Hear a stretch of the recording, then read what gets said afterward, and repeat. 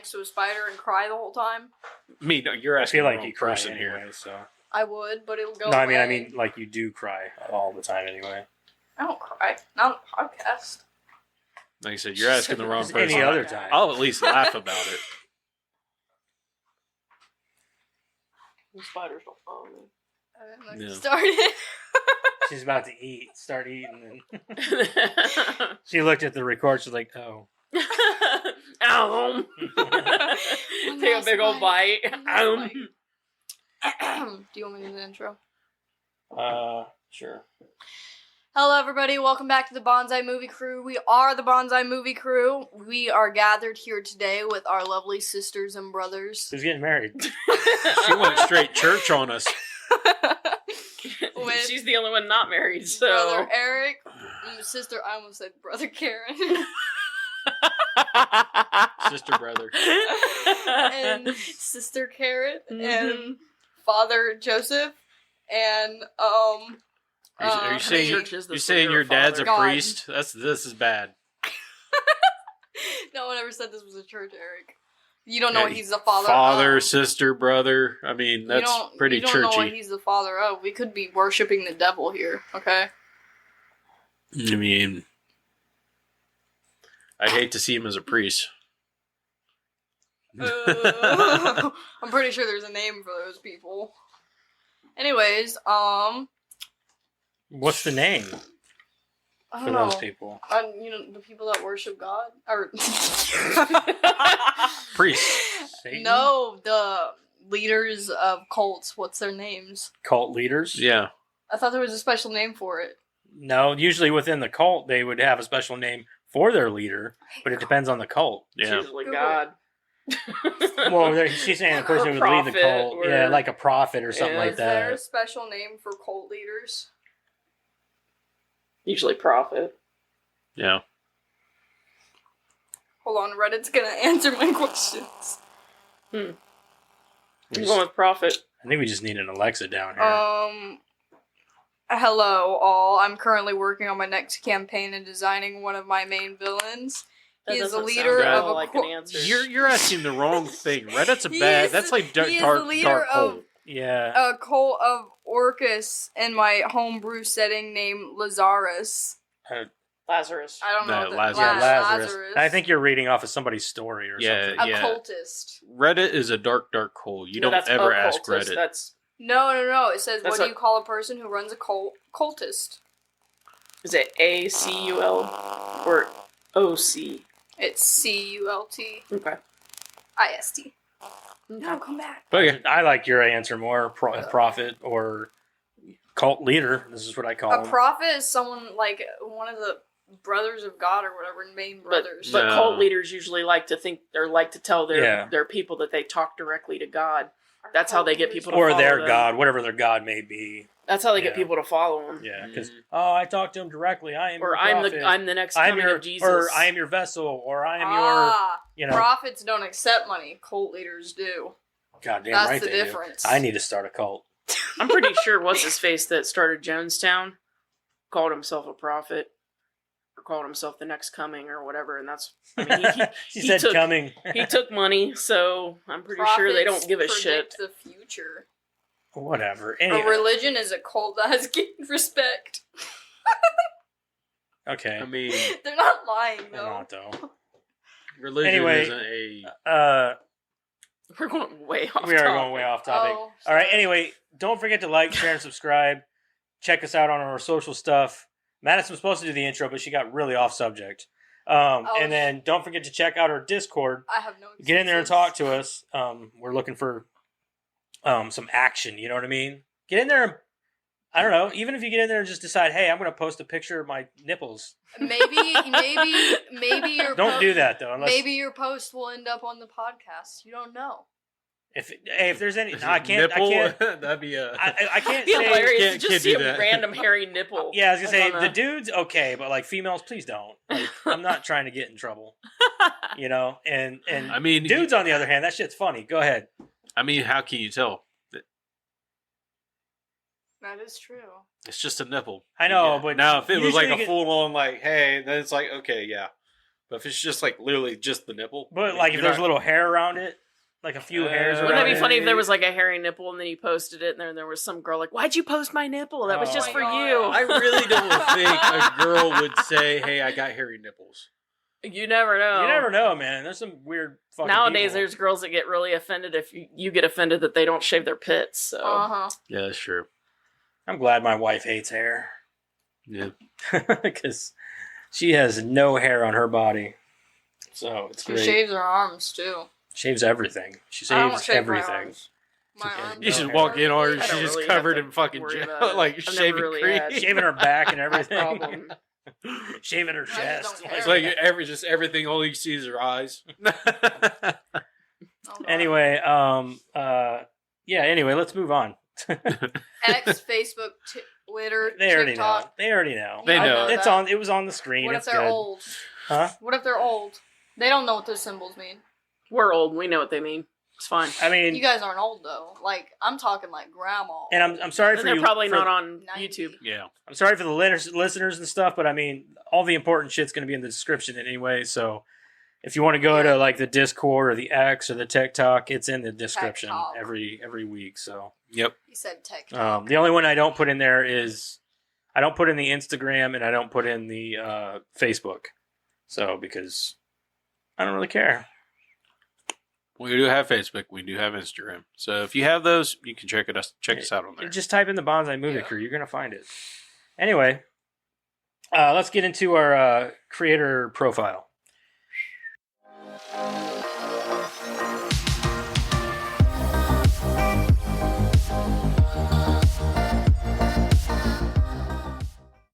Okay, anybody guess who we're doing this week? Billy Zane.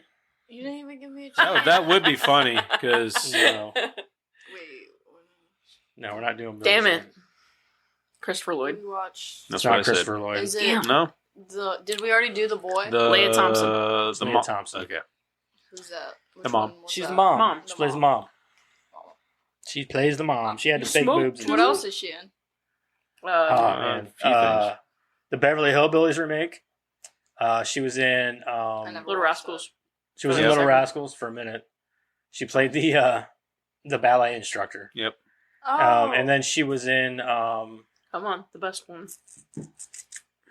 God, what else? Howard the Duck. Yeah, yeah. Oh, She Howard was the fucking Duck, hot yeah. in that one. She was hot. Of course in she this. was. Oh, that's true. She was also She almost in. made it with the She duck was in in that. Yeah. Dennis the Menace. She played mom in that. Mhm. Yeah. She's been in a bunch of stuff. She was Plays- in that she plays a one lot of rom mom. com from the '80s with.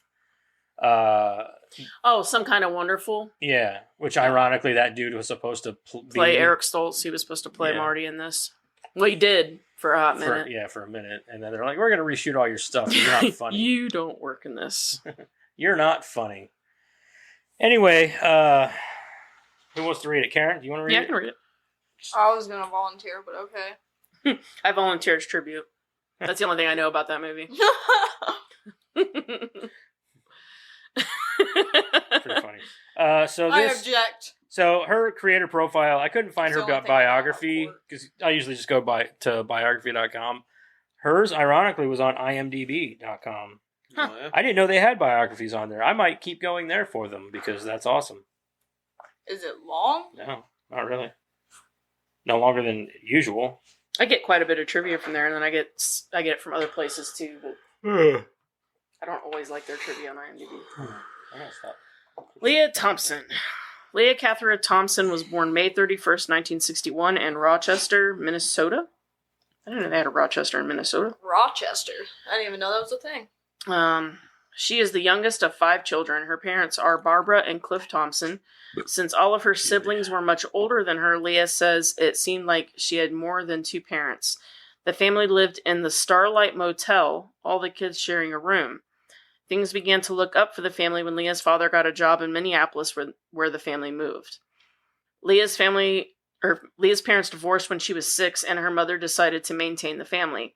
This wasn't the easiest job considering her mother was alcohol addicted at the time.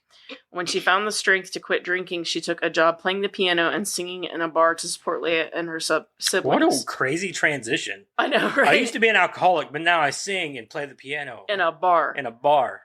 I mean, there's no worry there. Yeah. When Leah was 7, her mother remarried. Ever since Leah was little, she loved to dance, ballet to be exact. She would practice 3 to 4 hours every day. Her first role was as a mouse in The Nutcracker. After Leah turned 14, she performed in more than 45 ballets on stages such as the Minnesota Dance Theater, the Pennsylvania Ballet Company, and the Ballet Repertory. She won That scholarship. explains why she was a ballet instructor in Little Rascals. And she's so skinny. That She's makes very sense, skinny, yeah. She won scholarships to the American Ballet Theater and the San Francisco Ballet. At age 19, she auditioned for, I'm not going to even try, who later told her that she was a beautiful dancer but too stocky. Leah knew her dreams had been crushed. At that point, she decided to turn to acting. She began working as a waitress, also making 22 Burger King commercials and a few Twix commercials. She was perfect. 22 Burger King commercials? Yeah, have you ever seen her Burger King commercials? No. Her and Elizabeth Shue were in a few of them together. Were they? Yeah. Hmm. And a few Twix commercials.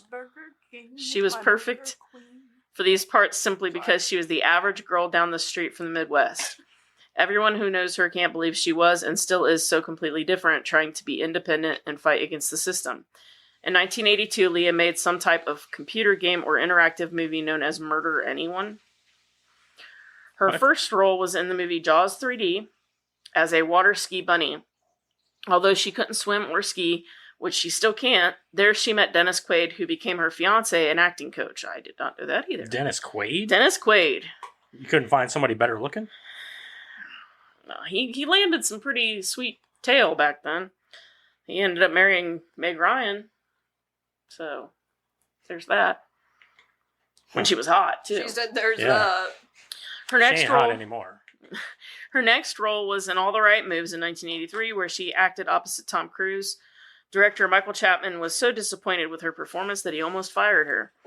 Between 1983 and 1984, Leah appeared in other teen movies such as Red Dawn, The Wildlife, and Going Undercover. That's right, she And- was in Red Dawn, the original. Yeah. And believes it was lucky that in these movies they were able to use anyone who could walk and talk. Leah's biggest accomplishment in her break came from the first Back to the Future in 1985. It was the biggest hit of 1985, and Leah was suddenly the most wanted actress. She could have her pick of any role she wanted to take on, and she chose Howard the Duck. Although it was George Lucas production, the critics turned the movie and Leia down. Afterward, director Howard Deutsch. Douche? It's Deutch. Dutch. I'm never really sure how Howard to say Dutch. that. Douche? Dutch. Douche? Yes. He a part It's in his German. movie, Dutch. Some Kind of Add an Wonderful. E on there, it's douche. Yeah, but she refused. After he Boucher. urged her to do it, she reconsidered. She won the Young Artist Award for Best Young Actress. During filming, Howard and Leah fell in love, and she called it off with Dennis. The duck? No, it's the douche guy. Howard the Duck No, douche. yeah, that's his middle name, actually. She went on to Is it film. actually? Oh. She went on to film The A Wizard lot. Gullible. lot. Loneliness, which was her first movie as a woman rather than a youngster. Leah went on to film wouldn't it have been Back to the Future? Because she was, well, no, she played a teenager as his mom. Never mind. Yeah. Back to the Future Part 2 in an episode of Tales from the Crypt in 1989. She then married Howard, with his last name Douche. being the weird name. She continued Dutch. filming Back to the Future Part 3, Montana, and Article 99. Leah then took a break to stay home with her firstborn, Madeline, with the douche last name. Madeline Douche. She jumped back into acting in Dennis the Menace, where she says she just played herself. Then it was on to the Beverly Hillbillies, Stolen Babies, The Little Rascals, and The Substitute Wife. In 1994, she had her second child, Zoe. Leah then went into filming The Unspoken Truth. It was then that she had first given the script of a new NBC sitcom, Caroline in the City. It was probably the best decision Leah ever made. She won a People's Choice Award for Best Actress in a New Sitcom. Unfortunately, with all of NBC's problems, Caroline in the City kept being moved to a worse and worse time slot, giving it horrible ratings. The show ended after only 4 seasons. Bad ideas from the creators didn't help either. Leah quickly went on to The Right to Remain Silent, The Unknown Cyclist, and A Will of Their Own. She also guest starred in a Friends episode, the one with the baby on the bus, as Carolyn Duffy. Me and Ada just watched that episode a few days ago. I've never seen one episode, not one. Of Friends? Mm. Where are you from? Pivot. Never, Under the Rock. Pivot. Pivot. Pivot. wanted to, I guess. It's funny because whenever they were laughing, Oh, it was hard to film that scene because of how much they were actually Oh, yeah. laughing. They I've couldn't seen stop. bits and pieces. Like I've seen that scene. Pivot. And on the Larry Sanders Show, Leah also did some stage work, including starring as Sally Bells in Cabaret. The show toured and also appeared on Broadway. She then did the Vagina Monologues in L.A. She had The a what? stint. You never heard of the Vagina Monologues? No. No. It's a play. Is it? Do they do vaginas talk? I don't know much about it. I just know it's a play. That's so Just weird. big old vagina costumes going around here. Yeah, just talking to Flapping each them, other. like, talking, yeah. Probably. Like, man, let me tell you about the day I had. I'm sure it's probably like some kind of. I would rather not guess because I'm sure it's probably. I don't know. Feeling awfully clammy today. She had a stint in a Pretty dramatic moist. role as a Chief Deputy Assistant District Attorney, Camille Paris, on For the People. Thompson has starred in more than 30 films, 25 television shows, 4 television series, more than 20 ballets, and starred on Broadway and Cabaret. Leah can currently be seen on ABC's Family's Peabody Award-winning hit show Switched at Birth, where she acts and directs. Leah's movie credits include All the Right Moves, Red Dawn, Some Kind of Wonderful, The Beverly Hillbillies, Howard the Duck, J. Edgar, Ping Pong Summer, Fleegan, The Year of Spectacular Men. That was a film written by her daughter, Madeline. Thompson partnered with International Mirror Ball trophy holder Artem Chivintsev Sure. on in the 19th season of Dancing with the Stars, playing 6th. Leah lives in Los Angeles with her husband of over 30 years, same dude, and their talented daughters Madeline and Zoe, along with many dogs, fish, horses, chickens, a cat, a tortoise, and a parrot. Could She never. She supports and often Half of them performs would be dead. for breast cancer, mental health, and Alzheimer's charities. Leah is currently writing her first book of essays. That's Leah Thompson. So she hasn't done much recently, so that tells me that she's pretty much stayed out of the spotlight. It sounds like she's busy, like trying to just write. But and she's also not that big of a movie star. If you saw a picture of her and showed her to somebody, most people aren't going to know who she is. And I'm like, oh, that's the girl from Back to the Future. yeah, maybe. That's about all they're gonna know.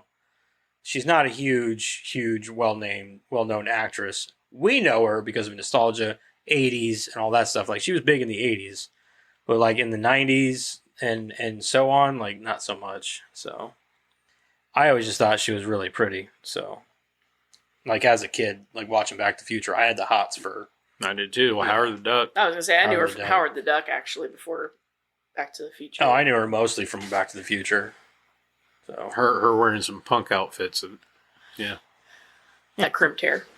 crimped hair, yeah. The crimped hair did something for you. yeah. Anyway, favorite Leah Thompson movie, I guess. Howard the Duck. Yeah, Howard the Duck. Howard the Duck. I've never Yeah. seen Howard the Duck. You should. You're gonna good hate movie. it. No, you won't. I don't think you will. You may not. I don't like animal movies. I really like Howard the Duck too. I think I'm gonna go with that. Whenever it comes to her, like you could say Back to the Future, but I'm pretty sure sitting like in the bathtub, just going. He goes through the wall, and she just continues like nothing's She doesn't happened. even stop. She just like keeps going. It's not a good movie Oh. as far as like making a whole lot of sense, or I mean, it makes sense from the perspective of having a plot. it's But, technically a Marvel movie. yeah, Howard the Duck's in the Marvel universe. he is. He was in Guardians of the Galaxy. For Yeah. like He's a from split second. Duck World, not our planet. Yeah, He's an alien technically. technically, yeah. I want to know what you're talking about, but I don't. And then he came to Cleveland. Yeah, Cleveland. Cleveland. Cleveland, yeah. I know. And he met Anyway, Got to take it Beverly. from one couch to sent to another. Probably Back to the Future. obviously, that's probably all you know her from, really. Yep. You never Besides watched Dennis Little the Menace? Rascals. Yeah, but I was never the hugest fan of that movie either. I liked Love it. Dennis was a the good one. Menace. Apple. It is a good movie, though. I That was like one of the it. last movies that old dude did, isn't it? Walter Matthau. Yeah. I think so. You shoots that paint up. Hey, in the Christopher air. Lloyd's in that too. Yeah, he is. Yep. Yes, he is. Yep. Yep. He plays, actually, if I had to That choose my favorite movie of his, that might be it, because That I liked little- him as the bad guy. That dude. little cross-eyed kid. Yeah. Loved him. Gunther. Yeah. Gunther. God, he was my favorite. All right, let's move on. We got one through that pretty quick, actually. We did. Let's get into what we've been watching this week. Woo! What the hell have you been watching? Oh, start with Karen. Near Dark. Really? I was thinking about. I almost watched that the other day. I didn't care for it. I never seen it before. You've never seen Near Dark? Oh, I love it, dude. I love Near Dark. It's one of my favorite. The vampire makeup movies. was really good. The makeup. I like the. I like the aesthetic. I like the grittiness. I like the aesthetic, and I also like the fact that they don't grow fangs Yeah. or anything. Yeah. Like they kind of keep it a little The grounded. plot was shit. Yeah, the plot was pretty shitty. The biggest plot hole about the movie is so she can have a full blood transfusion and be human again. No, that's not even the biggest plot hole. Like, it doesn't even make a lot of sense. So, like, she shows up out of nowhere and he starts, like, creeping on her. He's not even hitting on her. He's creeping on her. And she stops him from driving in the middle of this drive, starts talking about listening to the night. He's still creeping on her hardcore. They get back into the truck, and then she starts talking about never being in a hurry. And then they stop again, and then all of a sudden she's in a hurry because the sun's about to come up. But she was just a second ago never in a hurry. And then, like, she bites him or whatever, and then she doesn't even tell him what's going on. She just books it. Like, she just runs, and he could die, but she doesn't care. All of a sudden she does care. They come back for him, but she does care now. And they come back for him and, you know, take him in full view of his parent or his dad, which opens up that whole can of worms. Wow, you really did overthink this, didn't you? I didn't overthink it. It's a fucking plot. Yeah, It's the she whole was point of like- watching she's a movie. explaining it. It's the first 10 minutes of the movie, though. Yeah, sets up the whole fucking movie, right? I don't know. I'm not going to hate on the movie. I love the movie. I didn't care for That it. it's also one of my favorite. There was a lot of things to love about it. It just wasn't the plot. It's one of my favorite Bill Paxton movies. The plot does Like, not Bill make Paxton's any fucking awesome in sense. that movie. Bill Paxton was basically Chet as a vampire. Who? Weird Science. I ain't seen Weird Science in so Every long. time he go as he laughed, I'm like, oh god, it's Chet. Oh yeah. I don't care. I thought it was awesome. No, I'm not saying it. He was great. All of the actors were great. Yeah. I loved the aesthetic. I loved their acting. I loved the action. I loved everything. But the plot made absolutely no fucking sense. It's like half the actors from Aliens Yeah. in the movie. Yeah. It made no fucking sense. So, no, I didn't care for it. Okay. I mean, some of your movies don't have a lot of plots. Yeah, but they're meant to not have a plot. Okay. I can't believe you've never seen it. I never That's seen wild. it. I wanted to watch it because I'd never seen it. And I So, heard so this such movie was amazing supposed to be. it was supposed to be a really good. I've heard nothing but great things about this vampire movie and how it was like on par with like the Lost Boys and how like it was just you know. That's all I'd ever heard about it was like, oh, you want to. I don't think I'd movie- compare it to the Lost Boys. Oh, that's but all I ever heard was a comparison to Lost Boys. Like, No. oh, you want a movie that's going to rival Lost Boys. You want a movie that's like, I don't know about you that. got to watch. That's all I Lost ever Boys. heard. That movie, and Lost Boys are like way on different Did pages. we already do the Lost Boys? No. No, not yet. Is But it in that's all I ever heard was the comparison between the two. And so, like, I wanted to really watch it, not just because of that, but like the one thing I always saw was the Bill Paxton picture with his face all burned up, you know. And I always really thought that looked good. I loved the makeup in it. They did a great job on all the makeup that they did. Like every time that they would get burned, or like just a little burned, or you know, that stuff was great. Yeah. Like they did a really good job on the movie. Whoever wrote it just was smoking crack or something. Like they needed to go back and fix that or something. I It don't just- get me wrong. I know that the plot isn't it's very thin, and there's a lot of holes in it. Well, and they don't like they do the character. I guess probably my biggest problem with the plot was that the characters do things that don't make sense. Right. Like after he gets away from them and his dad does that transfusion thing or whatever, and they're free and clear, so to speak, they just sit there in their house and wait on him to come and get them like sitting ducks. Why? I don't know that they thought that they were coming back to get them. Why wouldn't they? I don't know. They knew where they lived and they were pissed at him. They've made it very clear that they were going to kill him, even after he saved their lives. He's like, well, you bought some time, but we're still going to kill you. Right. I don't know, man. Just, the stuff they did didn't make sense as characters. I'm like, why are you sitting there? Like, fucking go. They already said they're going to kill your sister. Like, fucking What Jeremiah leave. think of it? Didn't like it I either. didn't like it either. For the same reasons. He didn't understand why the characters did things they did, and just didn't make much sense. Okay. But everything else we loved. I mean, like, the aesthetic, everything else was amazing. The Seventh Sign, Caddyshack, and She Came from the Woods. That's it. She Came from the Woods. I had never heard of it. Jeremiah found it. It's only a couple years old, but it's supposed to be like this horror comedy. Bill Sadler actually wrote it and produced it, or he co-wrote it or something, but he did produce it. It's sort of like that, camp story where, like, there's a witch in the woods or whatever. They release her. Didn't care for it Was overall. it a comedy? Yeah, it was a horror comedy. But I'll tell you what, there was a lot more horror than comedy in it. It doesn't sound like a horror comedy. It had some comedy in it, but I wouldn't call it a horror comedy. I'd call it a horror movie with some laughter. Some comedy elements. Yeah, because overall it was more horror. There was a lot of times I was watching it going like, you need to turn around. Like, you're gonna get it. Turn around. You know what I mean? Like, it was creepy. But the plot itself, there was at least 2 huge plot holes, and overall it just wasn't a great movie. But that's it. That's all I got. Eric, what'd you watch, man? So I've been on a Pirates of the Caribbean binge. I just went through one of those not too long ago. Yeah, I'm on the Fountain of Youth. Is that the newest one? No, the newest one's Dead Man Tells No Tales. Okay. Yeah. Is that all you watched? That's all I watched. Okay. Madison, what did you watch? I watched this one movie. It was, I didn't know what it was. I was on YouTube Shorts and I saw a clip from it, and it was of 2 cars like spinning around each other, and then the people in the front seat had like guns held up to their head, and they ducked at the same time, and the 2 bad guys shot each other. So I was like, oh, that's really cool. What movie is that? So I got in the comments and I found it. It was called My Fault, and it was on Amazon. So I watched it, and I did not know it was a romance action, and it was also Hispanic.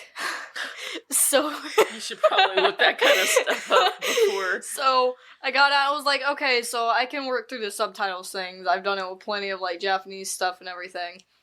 So Madison comes out of the room, starts talking Spanish. it was about 2 step siblings who fell in love with each other. Gross. A little too close. Oh, yeah. Yeah. And even in the movie, too, their friends were like, isn't that technically incest? They were like, it doesn't matter. I mean, not technically, but it's still weird. Yeah, it's A little close. pretty, I know the whole pretty time weird. I'm like, stop it. Yeah, it's technically not incest, but it is Got it. fucking weird. So I was watching it, but the action and like racing scenes, because it was like it had street racing and everything in it, so those Of course scenes were it did. really cool. But like the romance scenes were just, I couldn't. It made my skin crawl. But I watched that and a lot of Henry Danger. So Okay. yeah, That's it? yeah. Okay. So I went on a movie watching spree on Sunday because I didn't feel like doing shit. I just sat on my couch watching movies and painting miniatures. But before that, actually, I didn't say this last week. I watched God damn it, I can't remember the name of it. Something Angels. Something.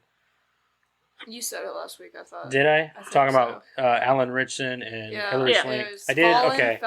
Is it Fallen Angels? No, I don't remember the name I of think it. you didn't remember the name of it last week, but you were talking about it. The I one thought with you all said the guys in it. We're talking about the sad movie. No. This is a movie that I watched. It's got Hilary Swank in it. Is it a sad movie? Maybe not. It's the one that I said about the girl who had the disease, the lungs needed, Broken? or the liver transplant, and it's based on a true story. Maybe not. Anyway, it's something Angels. I don't remember, but it's got Alan Ritchson in it, and it was one of those tear jerkers. But it was like a feel good movie or whatever. I was kind of in the mood for one of those a couple weeks ago. So, and I knew that. So, and you guys know me. I love Alan Ritchson, so I wanted to watch it because of him. So we watched it. It was pretty good. But this past week here, I watched. I haven't gotten to watch anything new with. I was Ordinary Angels. Yeah. Ordinary Angels. That's what the name of it was. So I haven't gotten to watch too much TV, but we did watch some movies. So Sunday we watched Four Brothers with Mark Wahlberg and like Tyrese and some other people. That's another kind of tearjerker in a way. A little bit, yeah. Like one brother dies and all that Yeah. shit. But it's a good action flick. Yeah, it's a It's an very action good action thriller. Yeah. I watched 310 to Yuma. Oh, I've seen that Western. Mm-hmm. It's a really good It's been Western. a long time since I've seen it, but I've seen it. Yeah, I was just in the mood for a Western, so I watched that one. And then I was actually going to watch, after that, hold on. Bless you. Shit. Bless you. Why do you always sneeze whenever you're down here? I don't know. I think it's the basement. I think it makes me, Probably my a little allergies dusty, act you know. up. It's basement. But anyway, I watched that, and then I was like, I'd really like to watch either The Hateful Eight or Django Unchained. And I was like, that's just too many Westerns in one day. Yeah. Because I wanted to, but I was like, I don't want everybody to just think that I'm obsessed with Westerns. So Hateful Eight's still a good movie though. I just didn't feel like it though. Because mostly I want to watch Django Unchained, but I didn't watch it. I want to but watch then, that one movie with Pedro Pascal in it where he's got the whip and he's like some kind of assassin or something. He plays as Agent Whiskey. I don't know what it's called though. Agent Whiskey Yeah, Drawing a complete blank. sounds like a comedy. it is. Oh, okay. Anyway, Agent Whiskey. That sounds really. It's like it's recent. I bet that's a recent movie, isn't it? I think so. Anyway, I also watched. What else did I watch? I know there's more I watched. I can never fucking remember. I need to start writing them down again So do I. because I never remember everything that I watched. I know there was something else I watched. I started watching Alien versus Predator. The Kingsman. No, the Oh, The Kingsman. Kingsman, yeah. Yeah, that's a good one. That's a good movie. I want to watch it. I've never seen it. That's a good one. Yeah. I put the Blu-ray in and I was gonna watch it, and then I realized I really don't want to watch this fucking movie right now. So I took it back out and done decided now. against it. And What movie? yeah, Alien versus Predator. Oh yeah. It's just I wasn't in the mood for it, so I've I never didn't- seen it. It's not a bad movie, but it's not something that you can like rewatch over and over. You have to be in a mood to watch it. Let's put it that I way. think it's Yeah. one of those things that like I never really understood how they were a thing. So I never, How they were other in the than the same fact universe. other than the fact that they're like aliens or whatever. And like, so I just never got around to it. It's not so. Alien and Predator aren't supposed to be canon to each other, and this Yeah. is just one of. It's kind of like Freddy versus Jason. Yeah, how no, I get Yeah. it. I get it. It was just a versus movie that they wanted to do. But because it was I fun. guess I was more like into the Freddy and Jason thing, and I wasn't so into Alien and Predator.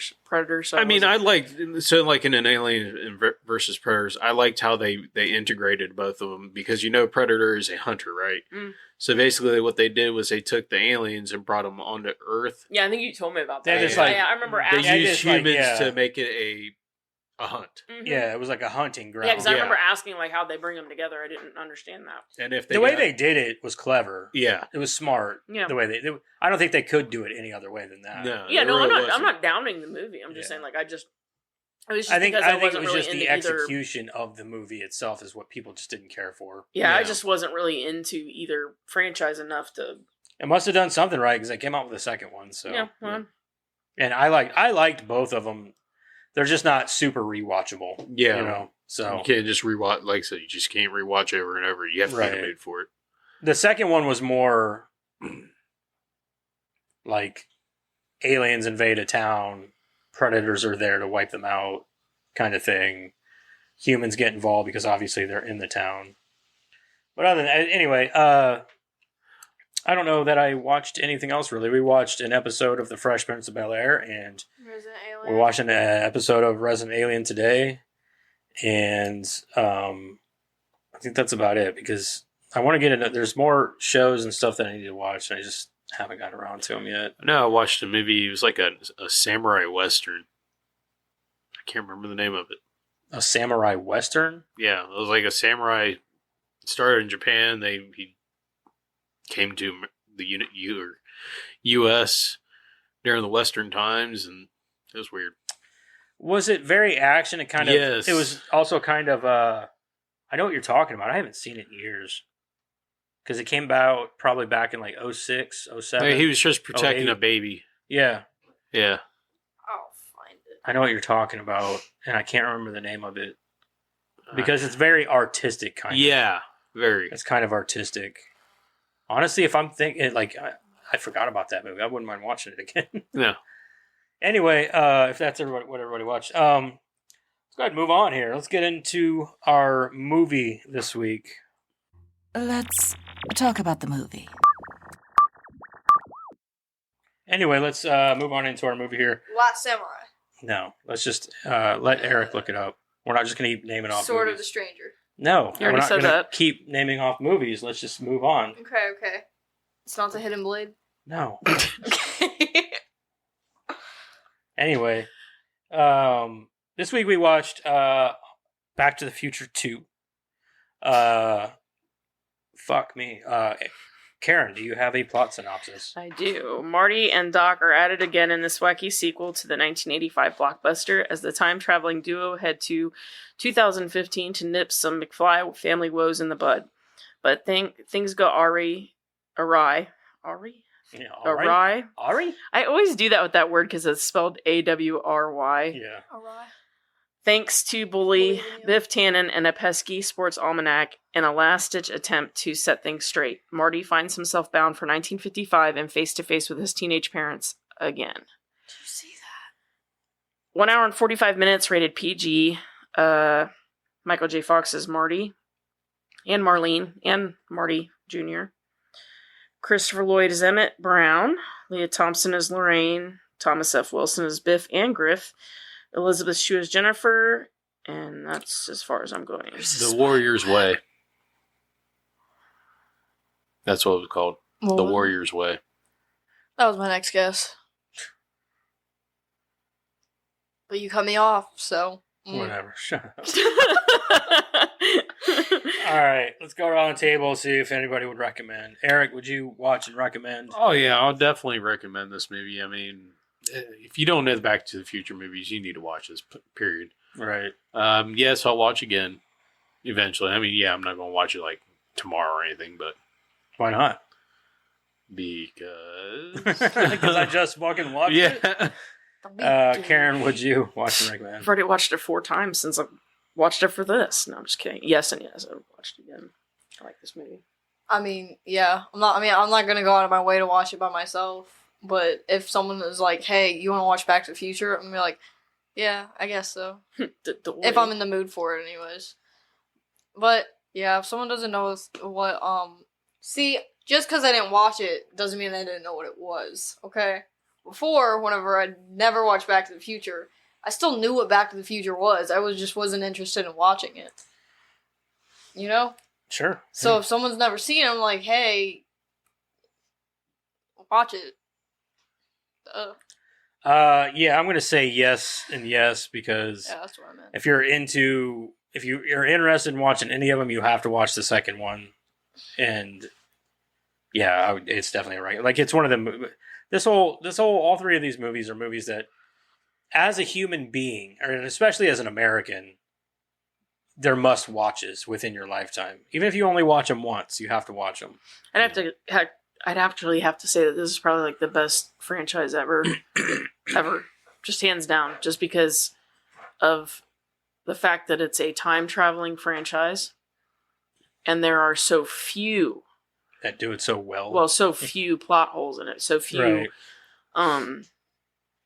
Especially like in this one where you're going I back think this to one the has first one. I think this one has to the most plot future, holes. in Like- all kinds of places. Oh, there's a But- plot hole that I'm going to bring up. There's plot holes, and there's no way around that when you're Right. doing time traveling Yeah. movies.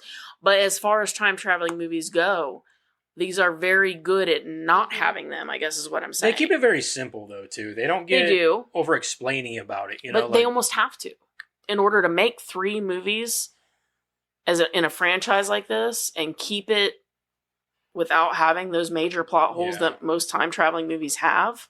They'd almost have to. Yeah. Anyway, let's go ahead and move on here and let's get into the plot.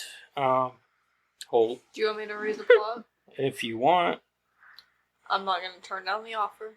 I didn't offer. You asked if you wanted to. All right, so You could. before I forget the plot hole that I want to bring up. So you know how Biff takes the DeLorean, right, and then goes back in the past. When he comes back, don't you think his future would be changed because he did that? It was. His future wasn't Yeah, it because he was. can't. No, Biff's future was not changed when he came back to So the future. technically, what happened was, He came back to the future with Emmett Yeah, Brown but- and Just like Marty. oh, here we go. Let's get into some time travel talk. Just like Marty. And he starts to disappear. He's there for a minute, but you notice when he came back how much pain he was in? he was having a heart disappearing. attack. He was disappearing. He wasn't disappearing. I He was thought it having He a was heart was attack. disappearing. I It's thought it was just because not- he hit himself with the cane in the He car. did, but he didn't hit himself that hard. It's in trivia. I've always wondered that myself. Why he didn't hit himself that hard? Why is he in so much pain? He was disappearing. But that way that time Biff travel- no longer exists. But the way time travel works is he went back in the past to change the future. So when he came back to the future, his future would be changed. That's why he was completely. disappearing. No, his future would not be. He would not go back to that future. He would go to the future that he just made. No, just like Doc said. just like Doc said when they went back to the Paragon, when he's talking about, well, if we go back back to the future from this present to the future, it will be the future of this present. Mhm. Y'all are overcomplicating Because- this. Put that He cookie would change. down. Oh, sorry, wrong one. He would change the future. Mhm. So if Biff changed the past, the future he would go to would be the new future. No, No, because he it would went be back to the original His past. own timeline. He went back to the original past, gave himself the book, and then left from the original past to the original future. Why would he? He would That not was still go the to origi- the original future because he changed the past.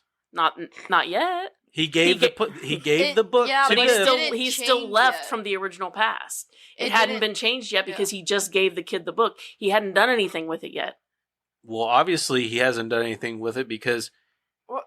he just gave him the book. But It's like I said, if you overthink this movie, you're going to find plot holes. Same with all three of them are this But way. there is no. But the But future that would be isn't a plot changed. hole. I mean, if you overthink it, it could be a plot hole. If you overthink it. that's not You're overthinking. not You're overthinking changing it. the past from That's the time literally he not a goes, He plot hole. went he goes back- back. he- If he unless- goes back, if you go back in the past far enough, and it's not happened If- yet, okay, how can if it? he, this is where it's at. If he would come back to the exact same time that he took the DeLorean, then I could understand that. But he shows up at nighttime after the fact of him giving It's not the about book when away. he came back. He gave himself the book, Changing the past, But changing he- the changing past, the future. but he hasn't done anything with the book yet. When he leaves, He left. he before hasn't his changed younger anything self yet. When could the do guy anything. leaves, when he leaves from that past, nothing has changed. He's Pop still off, leaving from the Karen. original past. So when you guys get a divorce, who are we going to go with? That's gross. I'm just. Mom and Dad are fighting. I'm not fighting. I want to drop it, but he keeps going on and on and on. I'm listening, dude. I'm I'm in. serious. I'm like in. that. I don't know how else to explain it. He hasn't done anything with the book in that past. I get what you're saying. Yeah. And you're still in that reality. Well, unless he does I think something I know with what the he's book. saying too, because he's like technically he went into the future, back into the future. So From I get where the you're coming past. from. I the do. past. I understand that too. But So- but if you go back far enough in the past, that's going to be at a point where something hasn't changed yet, right? Right, but what he's saying though is because he went back into the future, he already he has the book. So everything that would have happened has happened. Which is why he's starting to disappear. Right. Okay. And if they but- had left that in there, it would have I made say more they didn't sense. explain yeah, that but they in the didn't movie. explain that. Correct. So there's a I plot agree. hole. I agree. And when Plot hole. I agree with that part. But what you were saying about him going back to the past, not being able to come back, he still could have come back. But what I'm saying I is, still don't. I agree don't with that. understand. I get what you're saying too, because like whenever Marty went back into the past and then had to go back into the future and everything in the future had changed before, he didn't have to disappear or anything like that. He just went back into the future and bam, it was all done. Like everything had already changed. I don't know how to make it. I don't know how to I get what explain I know it. what you're saying. any I get what you guys are better both are saying. I get why he's confused and I get why you understand. So anyway, let's move on. Okay. Maybe they'll explain it in trivia. Who knows? Anyway, Madison's going to read the movie, and we'll get into some things here. Because I also have some problems with this movie. not time travel stuff, but I have problems of my own. I don't think you can have problems with the time travel stuff because you really. I mean, what's the point? yeah, it's best not to overthink time travel. If you're gonna watch a time travel movie, you got to let that stuff go. You really do. What? I couldn't. 237, 237. Oh yeah. But that was one thing that always bothered me watching this movie growing up. When he hit himself with the cane, and like I can imagine like hitting yourself with the cane and then getting, I'm like, oh, But then like you see him continuing to be like in pain, and I'm like, why is he in so much pain? He just literally hit himself with the cane for like a second. I just thought maybe he was overacting. I just thought he was having a heart attack. It's just so weird that they left that in there, other than the oof. But then they show him still having so much pain later, but then they didn't show why. Right. Did they ever show it in the third one? No. No. You wouldn't know unless third one is, I was like, reading mostly trivia, and that's is- how I found out. The third one is just mostly in the West. Yeah, So, Gotcha. which is why the third one is my favorite. I like this one. The third one is my favorite. I love the third one. So, All right, Back to the Future 2. Give me a sec. The film begins with 1985 Doc Brown coming back from 2015 and telling Marty he needs him to go to 30 years in the future to fix a problem with his kids. Which is how part 1 ends. I don't like this. So, this is my main issue with this movie. The beginning of this movie is them. He picks up both Marty and Marty and Jennifer. Says it's your kids, and he takes them into the future, and then automatically he puts Jennifer to sleep. Yeah. He's like, I'm sorry, I had to bring her. She saw the time machine, blah, blah, blah. I'm like, okay, that right there is a cop-out. That's just a way for them to say, we want to put her in this one, but we don't really know what to do with her because we couldn't bring the original actress back, blah, blah, blah. Could have just That's knocked what her it out before he seemed even like to took me. her. That's what it felt like. And No, also, I can totally get that. Yeah. but also, my biggest issue with it is it's a character flaw on Doc Brown. Doc Brown would not interfere with time, No. even if it had something to do with Marty's kids. Mhm. Mm-hmm. He doesn't care. He's a scientist. He's not gonna try. He's not gonna. He doesn't want to alter He's the not gonna change. try to alter time or anything, or even because he doesn't know if Marty comes into contact with his future self, what could happen. It could. He said literally, it could destroy the universe. Yep. Yes. Then why would you risk it for a couple of kids who end up in jail? Yeah. Especially Marty's dumbass kid, who is obviously a moron. Mhm. They play no significant role other than to set up the series of events that are happening so that they can move on with this franchise. That's all. They're a plot device for about 20 minutes. And from there, they have nothing to do with the rest of the second one or anything to do with the third one. That's my biggest issue. That's why the second one isn't my favorite and why it's my least favorite, because the whole first 30 minutes of this movie is literally just setting up the other like the rest of this movie and the next movie, and it's just a plot device. And I think the future looks like, I mean, it looks okay, but it irritates me in ways. Probably because it's 2024 now, but there's things about it I don't Where's like. my flying car, damn it? But I think my biggest issue with it is Doc Brown would not do that. Yeah. He would not do that. The whole thing at the end with Jennifer getting in the car, like when he says, bring Jennifer, it involves her too, blah blah blah. They weren't supposed to make any sequels. I know. I knew that. So her being in the car was just because that's how they finished. That's how they finished I Yeah. knew that. So when they went to make the second one, The original girl weren't- didn't return. that had nothing to do with it. And also, I guarantee you they're like, what do we do with this girl? They wanted to keep the same formula, it just being about Doc Brown and Marty. And because Which is understandable. because they Because had they had chemistry and and bringing it in a because third person would really and hinder because that. they had the girl in the car at the end of the last one, they had to keep it that way, so they had to figure out a way to get rid of Jennifer. Yeah. That's the only reason. Don't get me wrong, movie is not bad. I'm not bashing on this movie. I think it's a great movie. I just didn't like that. I didn't like the Doc Brown thing. I thought it was a little ridiculous because he is a scientist. At the end of the day, he's a scientist. He's not going to go changing anything. Like he said this several times. Don't do anything to alter the future or the past or anything. He said that several times. In the first one, throughout the second and third one, it's all he thinks about is not messing with time. But in this, he's like, We got to go back to the future, Marty, to save your kids. It's your kids. They're idiots, pretty much. And he wouldn't do that. He just wouldn't do that. Maybe he would go back and be like, listen, there's a point in time where you're going to need to intervene with your kids. You have to watch your kids a little bit. Watch your kids a little better or whatever, like warn him. But he's not going to take him back into the future or take him into the future to alter the timeline. He would not do that. That's just, I feel like that's out of character for him. And it really bothers me. It would make more sense for them to have gone back and maybe keep Marty from getting into that accident where he fucked up his hand and couldn't continue his music career. Or maybe keep him from doing what he did with Needles and losing his job. Those things are a little bit more significant to their lives. Right, and they don't get into the whole Needles thing until the third one. Because, they talk about it in this one, but they don't address it until the third one. No, Needles. I know. He loses his job. Yeah, you mean in the future. Yeah. Yeah, the reason I thought why you meant with the band thing and No. wrecking the well, car. the reason why he loses his job is because he called him chicken, made him want to do it, and then when they come back to do the race at the end of the second movie, Needles calls him chicken, and he decides that it's just a name, and he doesn't race him. Right. So that and Spoiler at the end, alert. You've never seen it? Oh, okay. Well, there you go. Anyway, what I'm saying is that it would have made more sense that if they would have come back and done something about those things.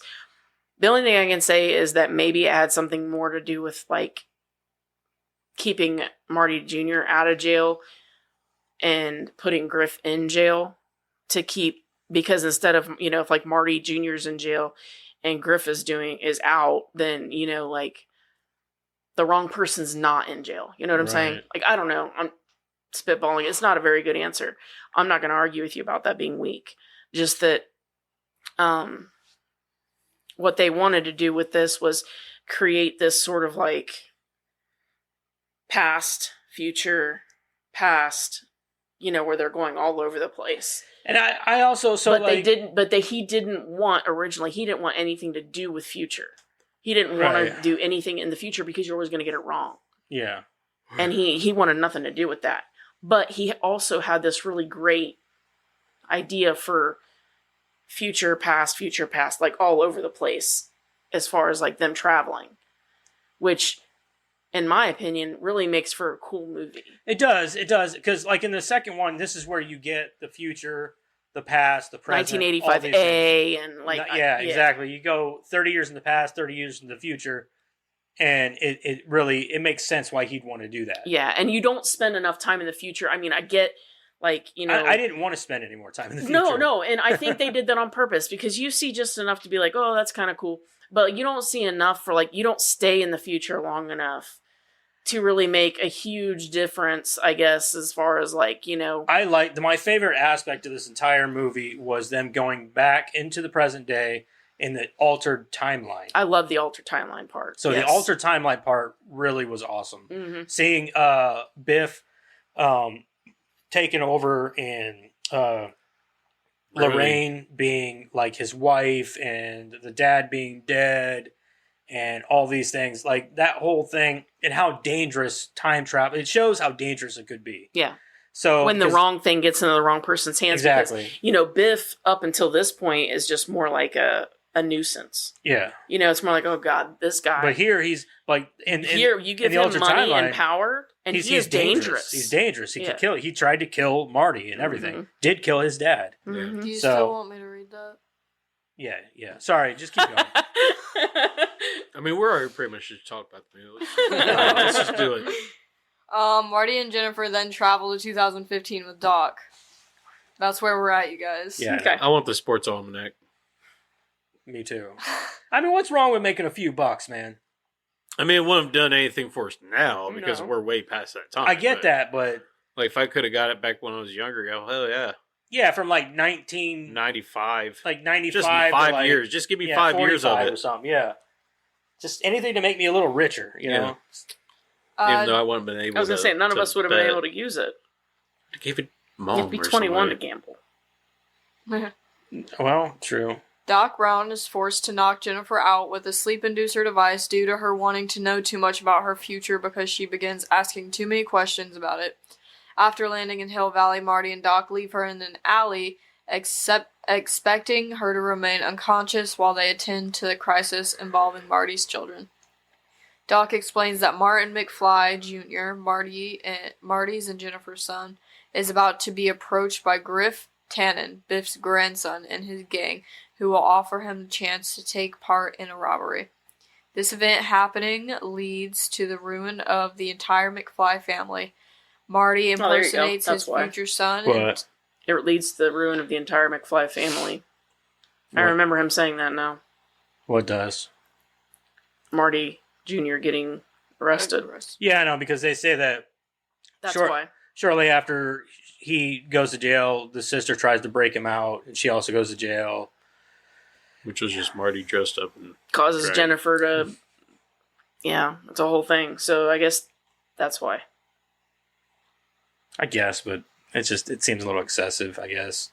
What would you do for your kids? Well, I'm just saying, like, you know, maybe warn him, like, hey, on this day, on this date, blah, blah, blah, you know, your son's going to do this. Make sure he doesn't do this because of this reason, blah, blah, Maybe blah. keep him home that day. Yeah, keep him home that day, whatever, you know what I mean? But, like, to go forward in time, like I said, with Doc. Of course, maybe if you keep him home that day, it doesn't change anything. It just moves it to a different date. Maybe, but it's still going to alter the timeline somehow. Also, remember how much of a stickler he was about the letter in the first one? Like, he freaked out about the letter. Yeah. You know what I mean? Like, that's just... I'm not arguing with you on it. It's just... Not at all. Yeah. We change the rules all the time with this movie. Marty impersonates his future son and tells Griff he will not join the robbery. However, his self-control crumbles when Griff calls him chicken. The resulting confrontation leads to a hoverboard chase that causes Griff and his thugs to damage the glass facade How did they not? I mean, of the nearby courthouse. They went to jail, correct? Yeah, they went to jail. But, like, why would they think that was a good idea to begin with? I don't know. They just damaged, like, they just pretty much destroyed half of, like, the downtown area. I did like how the continuity continued with the courthouse. There was that big chunk of the ledge still missing. Yeah.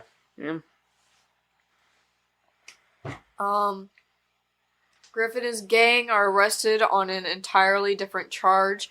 Marty Jr.'s innocence has been assured without his knowledge, and the planned robbery never occurs. Before reuniting with Doc, Marty notices a sports almanac displayed in an antique store window, which lists sports statistics from 1950 to 2000. He buys it, intending to take the book back to 1985 and use the data within for financial gain. When Doc discovers the almanac, and sternly tells Marty that the purpose of inventing this time machine was for scientific investigation, not to win at gambling, and pitches the almanac thingy into a garbage can. Meanwhile, Jennifer, still tranquilized, is found by the police, who mistake her for her future self after thumbprint identification. 45? She looks pretty good for 45. And take her to her future home, waking her up just as they arrive. Confused, she hides in a closet, not seeing Marlene McFly, Marty's and Jennifer's daughter, letting George and Lorraine in for dinner.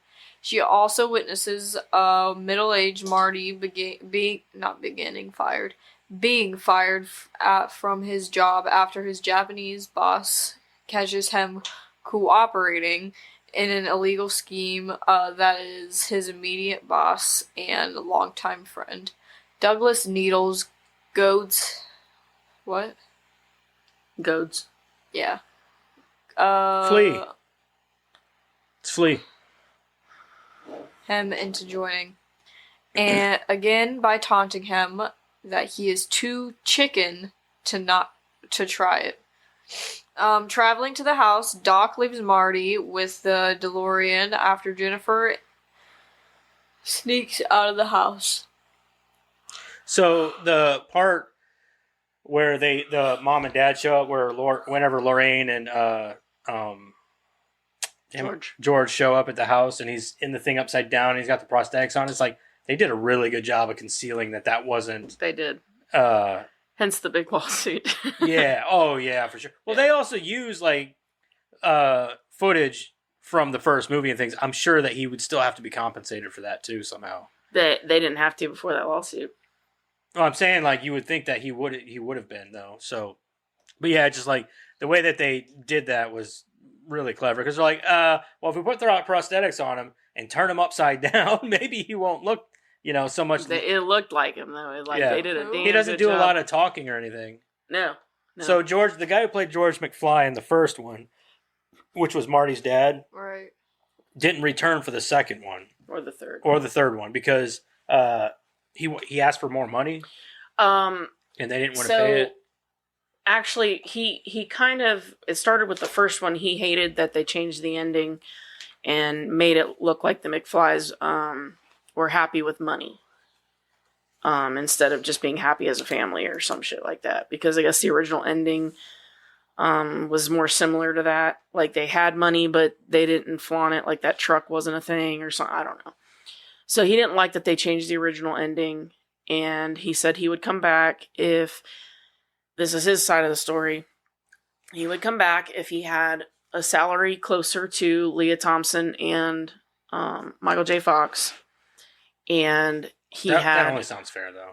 And he had a say in the ending of the movie. Yeah, I wouldn't agree with that.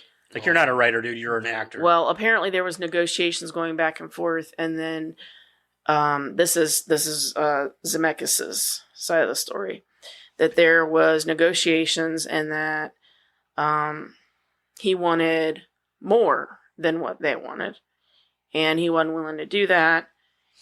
And so he just took George's side of the story, like cut it way down, and they did what they did. So there's two sides to every story, and the truth is somewhere in the middle. I think that him asking for more money sounds fair. It's only right that they're paying these other two actors. Yeah, they should be tiered. I mean, they should be. I mean, don't get me wrong. I think that Marty should be a little higher. Michael J. Fox should have definitely been making him and Christopher Lloyd are definitely should be making more money.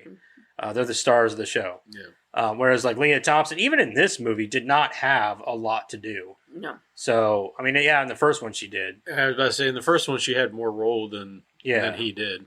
This one she doesn't have more role. Well, he had more of a role than she did in the first one, and like George McFly was more prominent in the first one than she was, because it was him and Marty throughout a lot of the movie and things like that.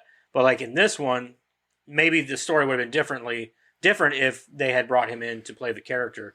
But like in this one, Leah Thompson had a little bit more than, like, obviously had more to do than George McFly. Yeah.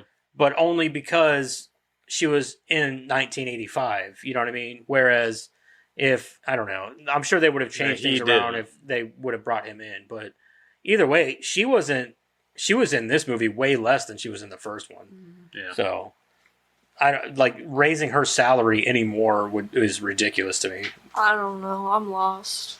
I don't know who any of the people are that you're talking about. I know Marty's dad and Marty's mom. I don't know those names. That's basically who we're talking about. That's who we're talking about. Yeah, Leah Thompson's Marty's mom, and Leah Thompson. She's who we talked about today. Crispin Glover is the guy who plays George McFly. Dad. Gotcha. Okay. Cool. You done? Yeah. I gotta make sure. Along the way, she encounters her older self, who has just arrived home, with the shock causing both women to pass out. That's like my favorite part in this movie. It is pretty funny. When they see each other, I'm old, I'm young at the same time. It's hilarious to me. You would think that Leah Thompson, Jennifer would remember from the past that she went into the future. But it you was know what I mean? currently Yeah, happening. but he set it up in such a way to make her think it was like a dream or something. But you'd think the old version of her would be like, it wasn't a dream, That's true. Yeah. Okay. Yeah, that does make sense. Maybe she just doesn't remember. It was that. kind of like a fever dream to her. Yeah. Yeah, because she did end up passing Instead of out. saying I'm young, it wasn't a dream. Then Yeah. She was literally But of only course, awake the older long version enough. isn't going to be able to tell the younger version of her. Yeah, because she'll be like gone by literally, then. like the younger like she's only awake in the future for her long enough to go. Bursts. Yeah, in bursts from her like to in the house pretty much, Mhm. and then next And thing you know, those she's back. bursts are so unbelievable. Yeah, next thing you that- know, she's back in 1985. I'm just saying, like, instead of her saying I'm young and then passing out, she says it wasn't a dream and then passes Does out. in the third one? Does it explain why there's bars on her windows? They explain that in this one. He says that, I don't remember there being bars on the windows. It's because of the future of 1985, how it had become, because Biff got the almanac and Made everything terrible, pretty much to run the town into the ground. Oh, I thought and- that maybe it was like a home thing. You know how, Yeah, like, 'cause remember- in Harry Potter. Marty went into his house and he was in Yeah, that. and it wasn't his It house wasn't anymore. his house It anymore. was because Yeah. Biff had taken over everything. I and- mean, like, I thought it was like a home situation that there was bars on the window, because in Harry Potter they put bars on his windows because they don't want him to go it to is, but wizarding school. but the reason why those bars are there are because of Keeping how it- 1985 turned out, because Biff got a hold of the almanac and pretty much ran the town into the ground, and why the crime rate is so high and blah blah blah. That's why they had bars on the windows. Yeah. Oh. So, like, I noticed that as soon as like they pull into the driveway, Yeah, I and drop her did off, too. and there's like a bashed car in the driveway and bars on the windows. It's like, You'd think that driving around town they would have seen some You stuff would that think would have they'd made them see- go like, Why just does everything pulling look in so the shitty? neighborhood when they Yeah. Well, yeah, like there's like fires everywhere, gunshots. yeah, there's like, graffiti how do you, all like, over everything. I'd be now, like, and- something doesn't seem right. especially Doc being the we- observative scientist. You know Yeah. what I mean? Like, We messed Well, up he's somewhere, kind of guys. an absent-minded scientist. he is, yeah, I guess. I could forgive his It makes me wonder how he's even such a good scientist. because he's focused on the science. He's not so much focused on. You're surrounded. Yeah, going but you would on think around. coming back from the future or whatever, or any time travel he does, he'd be a little more concerned with, like, did we fuck anything up? Like, you know what I Yeah. mean? You'd think. That's how I feel. Like, So, unable to carry her himself, Doc calls Marty for help, leaving the DeLorean unguarded. While Doc and Marty rescue Jennifer, Biff, now 78, having overheard Doc and Marty talking about time travel about the folly and hazards of using it to win at gambling in the alley earlier from behind a door, recovers the discarded sports almanac. Steals the DeLorean and travels back in time to give it to his younger self. my only question is, how the fuck does he know how to operate that DeLorean? That's what Or I that thought. I time thought he machine? wouldn't be able to do it. I thought he was gonna break it or something. Like, how does he know how to operate that time machine? And not to mention, go back to 1955. Doesn't seem hard. Time you want to. You're in. Time you want to go. Yeah, but Biff is kind of stupid. Yeah. I don't know, maybe. It doesn't Maybe seem it's hard. foolproof. Yeah, maybe it's just dumbass proof. I mean, the instructions are right there on the circuits. True. All right. Current time. Well, Destination. so like even the doc gets back in the car and says the fact that he went back to this exact date is unbelievable. I'm like, it is unbelievable. That's funny that he went back to the exact same date that you guys went back to. He said, now either it's a weird coincidence or like an extremely great coincidence. I was thinking like if they would have just said maybe he just hit like dates you've been to or like past dates or whatever, and he saw like November 12th, 1955. Like, all right, we'll go there. You know, and he like it was in like a saved memory or whatever within the car where he just clicked it on, and that's where it was like it said that they had gone prior. Or, and I'm just spitballing here. Are It you was- though? Because you sound awfully confident about it. No. Or it was the day that he became a loser, and he didn't want to be a loser. Maybe. Or The day that, yeah. it was the day that the woman that he, was obsessed with told him that he wouldn't marry or she wouldn't marry him for $1 million. True. Pretty significant. I guess it is a significant That's why date she to was him. confident, because she's probably right. I'm a loner, Donnie. A rebel. I forgot about that button. That scared me. When he said that, it's like, dude, you cannot tell me you're that stupid. Like, you're a scientist. That date's significant to you guys. Why But wouldn't he- it be significant to him? But he doesn't know. I don't think he would see it that way. Doc Brown, like you said, he's kind of, yeah. oblivious. Yeah, Up that's in the true, air. I guess. Yeah. But yeah, to me, I mean, That's pretty significant for Biff. That's I probably guess it would be very. that is significant, the day his whole life. Yeah, did a 180. Yep. Yeah, makes sense. Okay, so he returns the car just before Marty and Doc return to leave for their own time. Upon arrival in 1985, Marty and Doc Brown find that Hill Valley has become a dilapidated, Yep. crime-ridden slum lorded over by a middle-aged Biff, who is now immeasurably rich, powerful, and corrupt thanks to the decades of successful sports betting. The proceeds of which he invested in toxic waste dumps, oil, and to purchase the Hill Valley Courthouse and convert it into a luxury hotel and casino, not to mention assisting Richard Nixon in his bid for a 5th term as president. Biff has also married Marty's widowed mother, Lorraine, after secretly killing her husband, George. Doc deduces the middle-aged Biff, that the middle-aged Biff must have given the thing to his younger self some point in the past, also showing Marty that he has been committed to an insane asylum to avoid his horrible fate. Marty and Doc now have to go back to the very day old Biff gave his younger 1955 self the almanac and take it back. Marty confronts Biff and finds out that he received the almanac thing on November 12th. Almond thing. Alma thing. The Alma thing. November 12th, 1955. That's just lazy reading. Is that how you read Lord of the Rings too? No, I can't. Almanac. Sarah, Like whatever. Like almond. Almanac. No, Saruman, but like maniac. It's like almond. Almond. Almanac. Just for show. Just Almond Mac. Almond Mac. Instead of an Apple Mac. Almanac. Get it? Computer. Got it. Read the fucking thing. The fucking thing. That's a great joke. I'm glad you said that. Yeah, whatever. I award you no points, and may God have mercy on your soul. I know I am, but what do you mean? Is that how you feel about that? Okay. The date on which the Back to the Future Part 1 events were My set. bad. I accident that one. What, Cookie Eric? I Are have you no hiding idea. food over there? I have no food. Are you sure? I got gum. I'm Got any hungry. ice? No, I wish I did. Some crunching noises. I don't care. I know Karen's got food. I can smell it. Right there. Do you like She's some got gummy fucking clusters? candy. Yeah, she got nerds. No, I'm okay. Thank you, though. I got water. Do you like some gummy I'll take clusters? one. Just You want one. Give him 2 so he can give the What are second they? one to me. Gummy clusters. Interesting. Throw it. Really? Uh-huh. I was trying so hard not to point. I know you did not just do that on this dirty, nasty basement floor. 5-second rule. No. Dad rule. Give her one.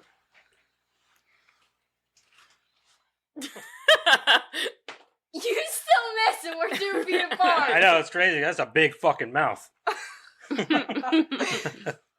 You hold on. missed. I wasn't ready. I was busy laughing. Hold on. Don't miss. Okay. I missed. I'm so scared. Wear out. I don't even know where that one went. It's gone. Spider's got it now. It's a twofer. It's a twofer. Yeah. Not the one for. Oh, you're a jerk. He even gave me the Just eat the smaller one fucking too. thing. No. I'm determined now. I'd move the mic. Just read the fucking movie. I got a sweet. Uh-oh. What? I was just making sure the thing didn't spike up. What Oh, thing? no, we're good. Just Oh, read. no, I read, grabbed read. it. You, From right you here. moved it, so I was just make sure. You scared me. I thought it stopped recording. That's what I thought. Okay. Biff then intends to murder Marty with a gun, telling him that it's the same gun he used to kill George, as he now knows too much. Marty again is saved by Doc when Doc knocks out Biff with the DeLorean's gull wing door. Yeah, after he chases him to the top of the roof. That was such a smooth scene too. Yeah. He just jumps off and he's like, oh. I did it. Shoot him. douche. He's like, I didn't have to do anything this time.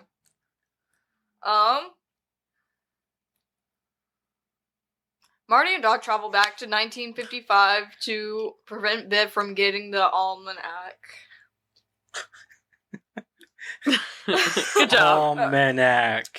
Marty goes through a long and complicated series of events involving his multiple attempts to recover the almanac. She says it. She sounds like a robot or something. The almanac. Almanac. All the while making sure that he does not interfere with past events again and does not undo all that he had previously done in 1955 in the first film to set his parents up with each other. After revisiting the events of the Enchantment Under the Sea dance, he eventually manages to steal the book from 1955 Biff with the help of Doc in the flying DeLorean and burns it. Restoring history to his proper course as evidenced by the changes in the newspaper from 1985, which now reads George McFly honored rather than George McFly murdered, and Emmett Brown commended. I thought it was honored. It does become honored. Or no, his dad's honored and his Doc Brown is commended. commended. Oh, instead of Emmett Brown committed. Yeah, instead of being committed, he's commended. Instead of committed, it's commended. That's great. Okay. See, Dad, if the newspaper ever says Madison Kramer committed, I'm gonna need you to take a white it out, and then put commended over it. Okay. Well, You're the weird killing thing me, is Smalls. nobody reads the fucking newspaper anymore anyway. So. So I don't think you have to worry about that. Okay, well then I need you to hack into those systems and change it to commended. I'll do that just for you, Madison. Just leave the picture there because I'm gonna be real proud. In a straight jacket. Straight jacket and all. My grippy She socks. commended. Commended. Finally gonna get my special little blue pair of grippy socks. I don't think they'll let you pick the color. But they're always blue. Oh. I've seen yellow ones. We don't talk about those ones. I don't want to be committed there. Okay. They do like experiments on those people. I don't want to be experimented on. Okay, She as really do- gets off subject a lot. I get Way off out left subject. field. So is squirrel. Mi scusi. Well, buddy, I'm gonna need you back up. I don't give a fuck, Keisha. I have no words for you right now. I thought we were friends. There's one for that one too. I award you no points, and may God have mercy on your soul. So Hey. mean. He tried to have mercy on my soul, but then he turned away, okay? You got anything for that? All right, come on, just read the. There's plenty. Okay. As Doc fights the controls while attempting to land the DeLorean during the storm to pick Marty up, the car is struck by lightning, causing it to disappear. The time travel the capability having been triggered by the lightning a few minutes later, a Western Union delivery man appears with a letter, which he explains was 70 years ago with the explicit instructions that it be delivered to Marty at this exact location at this exact minute, November 12th, 1955. Marty opens a letter, which is from Doc explaining that he is not living happily in 1885. Knowing he has only one source of help, Marty runs to the clock tower to find Doc's younger self, just as lightning strikes to send the previous film's Marty back to the future. The shock of suddenly seeing the new Marty, whom he thought he had just sent back in 1985, causes Doc to faint. The film ends as Marty tries to revive Doc. There's a little section called Paradox. Go ahead and read it. Okay. When Doc takes Marty and Jennifer out of 1985 and brings them to the future, Marty and Jennifer from the future couldn't possibly exist since their disappearance from 1985 instantaneously erased their future. This rather large plot hole was admitted by writers Robert Zemeckis and Bob Gale as something they had noticed while filming. They decided to leave it, however, since they had already set up Marty and Jennifer to meet their future kids by having Doc say, "Something's got to be done about your kids," at the end of the first movie. Having them travel to the future only to find out they didn't exist would have been a bigger disappointment to the audience. Although they could still exist in the future, having already left the present, as long as they return to the present. See?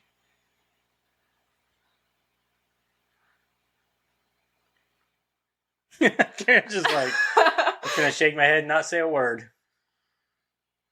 Karen's like, She wants to, though. You can see it on her face. No, I don't.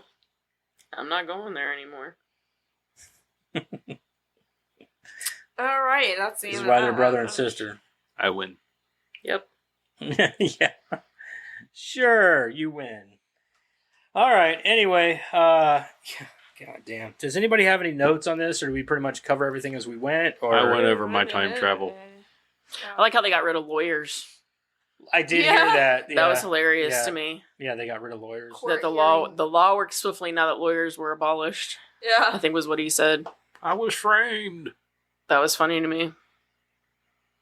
Yeah, they were prosecuted and everything in like Right a then matter there. of minutes. Yeah. They kept talking about their 2 neighborhood hours. being bad, but you didn't really notice it until like you saw like the sign where they'd done like the graffiti. But the houses and stuff didn't look bad.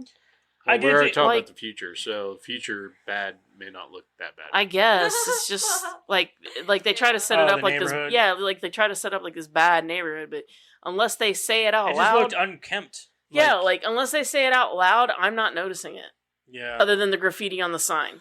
See, I didn't really notice it. Like, other than like, I don't know, the hedges weren't trimmed and some people need to mow the Oh, grass. no. Like, well, in richer neighborhoods, that shit is kept up on. But in this case, there was literally nobody on the streets or anything like that. You think No. it was a bad neighborhood? There'd be people running the streets and shit. You know what I see mean? like homeless people or Yeah, or something. Like anything, you know? anything. Yeah. Like yeah. I thought that was weird. When Marty said "son of a bitch stole my idea," that was his first reaction. He's not worried about any other horrible things Yeah. that is going on in 1985. Or his dad getting murdered. I think that He's, everybody. son of a bitch stole I my really- idea. So I believe that in these movies, we're dealing with some of the most arrogant and selfish people in movie history. Mm. Because not only Marty's a very selfish person for the most part. Well, Doc- he's 17 though. You know what I right? mean? Like Yeah, but so is Doc Brown. He's a very selfish. Which Biff is supposed to be selfish. yeah. But then there's like Leah Thompson's character, who is also quite selfish. Even in the first one, like I would say more so in the first one. You notice it. You don't see it so much. See her very much in this one, but you see her as a teenager being kind of selfish, and then like in the before they get wealthy and all that, like she's drinking all the time, and she's always on her kids' butts about stuff that they're just being kids. You know what I mean? Like normal kid behavior, and she's on their butts about it all the time.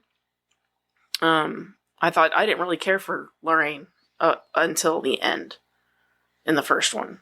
right, yeah, yeah. And as for that whole thing about them being like in the first one, how you said that he didn't like the ending, how money made them happy. That's bullshit. Because what made them happy was for one, a man of a house really can. A man and a woman of a house can really change the mood of a home.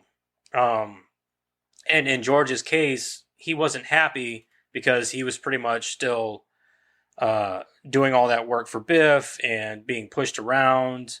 And they weren't making a lot of money, so it's probably hard on the house, hard on bills, which can be stressful. I would say, for me, the bigger argument that I would make to Crispin Glover would be they set it up when he was a teenager. They Yeah. set it up for him right there that he wanted to be an author. His character wanted to be an author. So him becoming a successful author, it doesn't change anything about their characters. No, not really. It just It's sets funny him because, up for like, what he wanted to be. Well, not to mention, so another thing that really struck me was Lorraine ended up marrying a confident man. So instead of being this like weak man that's being pushed around, she married a confident man, which is what became of him after he punched Biff in the face. Mm-hmm. He became more confident in himself, and that made him more sure of himself, and it made him probably a better person for her to be around and to love and things like that, you know, easier for her. Yeah. You know, because not only was he confident in himself, but he was able to be confident for her too. Yeah. You know what I mean? So I think that to say that about a character that, oh, well, he doesn't, you know, they're only happy because of the money. It's like, now hold on a minute. No, he's happy because, for one, his career, his confidence, and the fact that he's got a loving wife who returns that confidence in tenfold. You know what I mean? Like, that's just, I think feel like that's how you're happier. Yes, the money helps, but yeah. Well, they had already set all that up, though. They set all that up for George in his teenage years, with the wanting to be an author and all that. So his happiness, I would see, would be more based on him getting to do what he wanted to do, right. what he had always wanted to do. I mean, and if you get to do what you always wanted to do, and you got the girl of your dreams, you know, by defending her, I mean, hell, you just won the jackpot. You know, in life. So, I mean, why wouldn't you be happy? Right. I don't see that the money being really the big thing there. I just thought it was kind of, Crispin Glover, I've heard he can be kind of difficult. Yeah, I've heard the same thing. So, but you know, speaking of the money, this would be to me like the bigger plot hole, I guess. Okay, so if he was a successful author towards the end of the movie, and they even say local author killed, murdered, whatever, that would stand us to say that when George was murdered, he had some money. At least enough for Lorraine to take her kids and move and get far away. I Why think wouldn't she Lorraine do is that? one of the weakest characters She had in to this have franchise been. because she also, so she's a dependent person. She depends. She would have had to have. She has, and she saw Biff as, well, he's got money, you know, and he can But take see, care that of us. doesn't make sense though from who she was as a teenager. Mm-hmm. She was very like, you know, don't touch me, don't, you know what I mean? Like she knew what Things she change wanted. when you have kids, though. I guess, but she would have had money from George. True, yeah. That's what I'm saying. George passed away. You know, he would have had money from book sales, from the book sales and stuff, and money coming in because books would continue to sell. Stuff, yeah. So, like, take your kids and run. Yeah, she could have. That her having to marry Biff doesn't really make a lot of sense. It doesn't. I agree. It doesn't make much sense, but that's a glaring plot hole because it has nothing to do with the time travel to me. Right.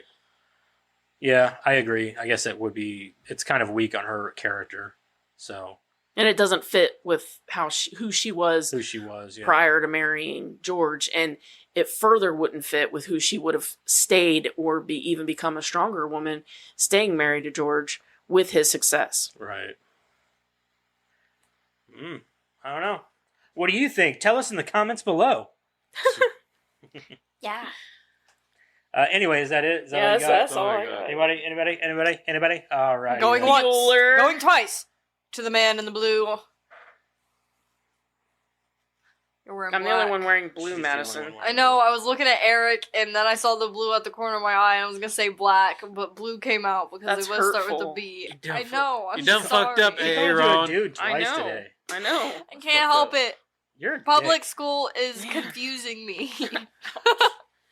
I'm not one of those people. I know I'm a girl. I'm sorry. Public school is confusing me. Ouch. How many assholes we got on this ship Too anyhow? many. I Knew know it. it. I'm surrounded by assholes. All right, well, let's go ahead and get into rating this fucking movie. I'm so sorry, Karen. I love you. It's hurtful. Yeah. Let's go, this bitch. Whose turn is it to do Rotten Tomatoes? We ain't on that yet. That's Eric. Yeah. Okay, I was gonna look it up earlier because I thought it was my turn. Did you but I go wasn't through sure. any of the? I only found one bad review. Really? Yeah. So it's a high. Holy shit. See, you shouldn't ask me that because now I kind of Yeah. give you guys an audio. Sure, yeah. an Guess an it's gonna be a idea. high score. You shouldn't have said that. 96. You should have just said We're yes, not I on did it. Rotten Tomatoes yet. We're still Yeah, we're doing still doing reviews. our reviews. Oh. Starting with you, as a matter of fact. Oh, yeah. I like this movie. I thought it was really good. I like the first one more, actually. Which is weird. But I guess it was... I don't really know why. Because the plot made more sense before it got into all of the other stuff, I Shit. guess. Which this one was still really cool. Mitigate that. Uh-huh. It was an accident push. Which this one was still really cool and everything, but like I still like the first one more. What did I rate the first one? I don't know. Doesn't matter. Just rate this one. But I don't want to say I like the first one more than rate this one I'm higher. not scrolling all over hell and half of Georgia to get to your other one. I'll take sorry. that back. There's a few. I'm gonna go ahead and give this one a 6.5. I guess. Now, what was her score? Oh god. Damn it. Now are you gonna look it up? Yeah, You should. I should. You should never ask your score before you give a score. Like that's a cop out, in my opinion. What'd you say? Nothing. So shut up, Madison. I know you are, but what am I? Yeah. I'm trying to do copying the Resident Evil Yeah. thing. You cannot say what I already. I know the kid's voice is stuck in my head. She I gave know it an you are, 8. but what am An I? 8. Wow. And you gave this a 6.5. Yeah, I like the other one more. A lot more, apparently. It's only a point For and a me, half. I think that this movie is the weakest of the three, in my opinion. Now, I know that other people would differ, but only because the third one's great because it's a Western. The first one's great because it's almost It's the start. It's almost a flawless movie, yeah. really. It is a great fucking movie.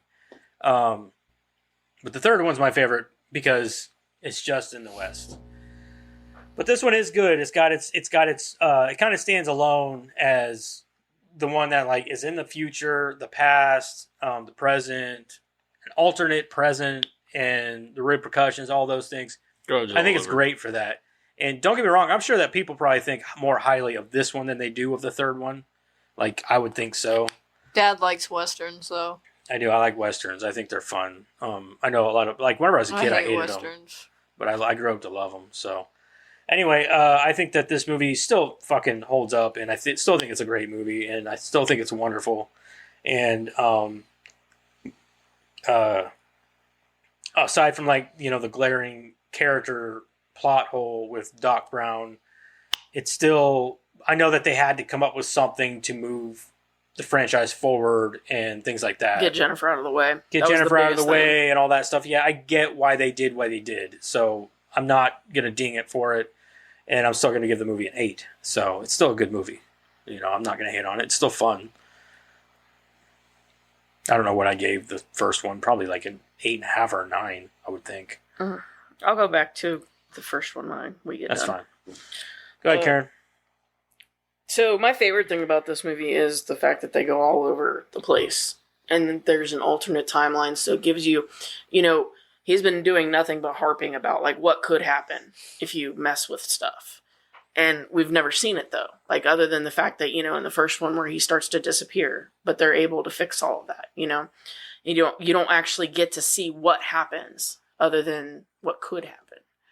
And to actually go into an alternate timeline and see what happens was kind of neat. But yeah, there's to me the worst thing about this movie is that plot hole with Lorraine. I just don't think that it fits her character to have stayed and married I Biff. agree.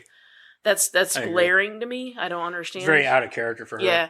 I mean, unless there was something crazy with the money or like somehow Biff was able to keep the money from her. Or maybe 'cause he blackmailed her into marriage. Yeah, there or like he was Well, able if you remember to. in the movie, they showed a picture of them on their wedding day. Oh yeah, well, it and showed a she video. she even looked miserable. Oh, she did. then. 100%. So maybe it had something to do with like one of her kids going to jail or Sure. something happened where he's Yep. like, I can bail you out, but Well, you have to marry he me. did mention something about The oldest one being in and out of jail. no, it was Linda Credit card Her settling debts. her own debts. Dave going back to jail. No, Yeah, it was 'cause Marty he was on- staying out of jail. No, it was Yeah, him. It was him too. Yeah, it was the oldest. It Was was it the oldest Dave? one too, in and out of jail. I just remember him Marty saying was something going about back and forth between school. Like, no, Yeah, because he he was said getting he his said schools. Marty. Well, you know what'll happen to Marty, and he said something about him going to prison or something. Oh, I don't know. Maybe. But anyway, that could be. So maybe that's not so much a glaring plot hole. So I guess I can let that go. But to me, you can't really ding any time travel movie for time travel plot holes because there's no way to make it perfect when it comes to time travel stuff, unless it's ridiculous. If you're making a time travel movie, you should at least try. But anyway, I love the futuristic stuff that they did try for. I mean, you're never going to get that right either. I did like the reference to Jaws 19. He said, "Still looks fake." Yeah, I I got it. I love it because it was didn't Steven This- Spielberg he produced these. Yes. yeah, this time it's So- really, really, really, really personal. Oh god, I can't wait for trivia, you guys. Seriously. Did you see that? Is that what it said? It was yeah, really, this really, time it's really, personal. really personal. Yeah. Yeah, so I really like that. There's a lot of things I really like about this movie. I like that they kept the soundtracks the same. And then they alter it a little bit for the third one, giving it that Western kind of sound. I like that stuff. But yeah, I'm gonna come in and I'm gonna give it an 8 too. It's my favorite one, but it does have its flaws. It's got the weakest. I agree. It's got the weakest as far as like, you know, the plot. But I love all of the back and forth time travel and the alternate. I just like that. That's my favorite part about it. I think All of the movies. I think one of my biggest issues with this one and the first one, honestly, that you get more of out of the third one, why I like it, is because you get more development of Doc Brown. And more Western. Like Doc Brown is like the central character along with Marty, and you don't really know much, or he doesn't really have a large role. Like he yeah, should. it focuses a lot on Marty and exactly, his family. but like in the third one, it focuses on more on Doc Brown and his happiness. You know? And I really like that. Yeah, So. no, I don't disagree. Yeah. So, I mean, it's a lot of it what you guys just said. Biggest one for me was, like I said, the plot hole threw me off. I had an issue with it. Stop. I'm going to come in as probably, I'll say 7.5 for me. 7.5. 7.5. So Okay. the aggregate would be 7.5. Yeah, I'm right on the nose. What was the first one? I'm looking at it. I bet it was way higher. No, I'm sure. I was like 8. It's an 8. 8. 8 even. What everybody give it? 8.5, 7.5, 8, 8. Yeah, I didn't think this was better than the first movie. So I can tell you right now, the third one's probably going to be about an 8.5 too maybe. for me, because I like the first one a lot, but like it's almost. The first one's like the least for me. Just Really? yeah, it's boring to me. I like it just because of I love the 1950s and shit like that. Yeah. So Yeah, I like that, but think I it's still get boring. why you would think it was boring too. So yeah, I get it sets everything up, and to me, Lorraine and George just aren't very interesting. that is true. They're not. Well, I don't know. George was though. I like Crispin Glover and the way he acts and all that. But like, I can see why you would think I could see why people would think the first one would be boring. So I don't blame you for that. Yeah. Anyway, Karen, let's get into that. Oh no, sorry, we got to do.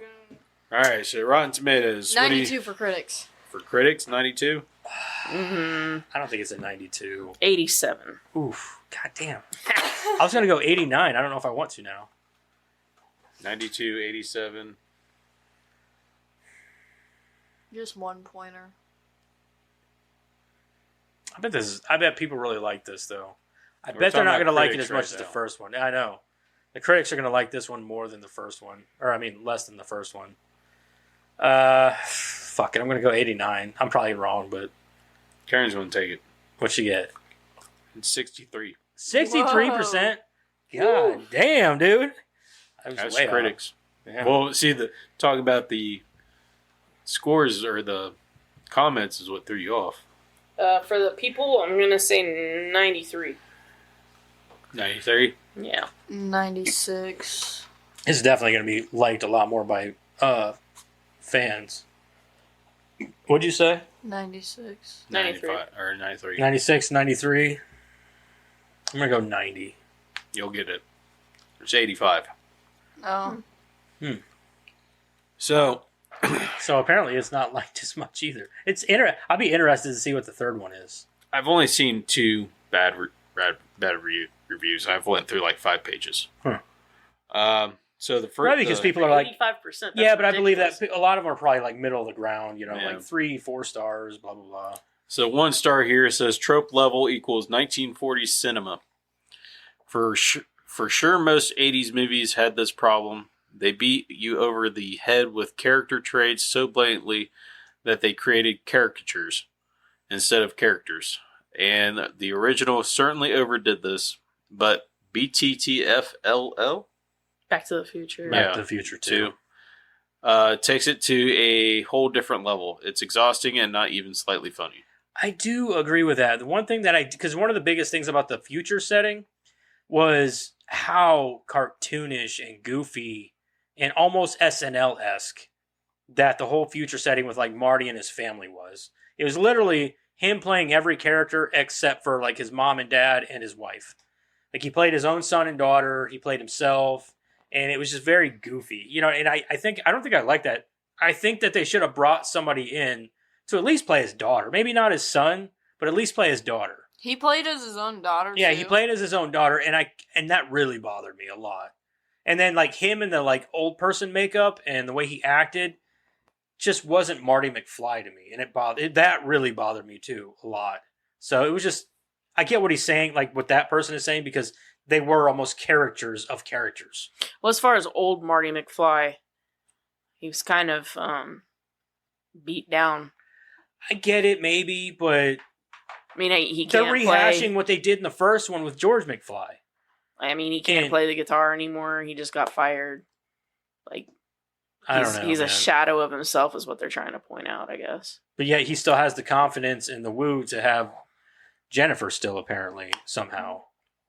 I don't know. I think that I agree with that guy. I think that at least for that in the future setting, their goofball character, even like Biff playing, or the guy who plays Biff playing Griff, and he's even like just over the top retarded. All of Biff's characters are over the top. Yeah, but like all that of character is like borderline mentally retarded. So they're all that way, I think. So- Even Biff in the 50s.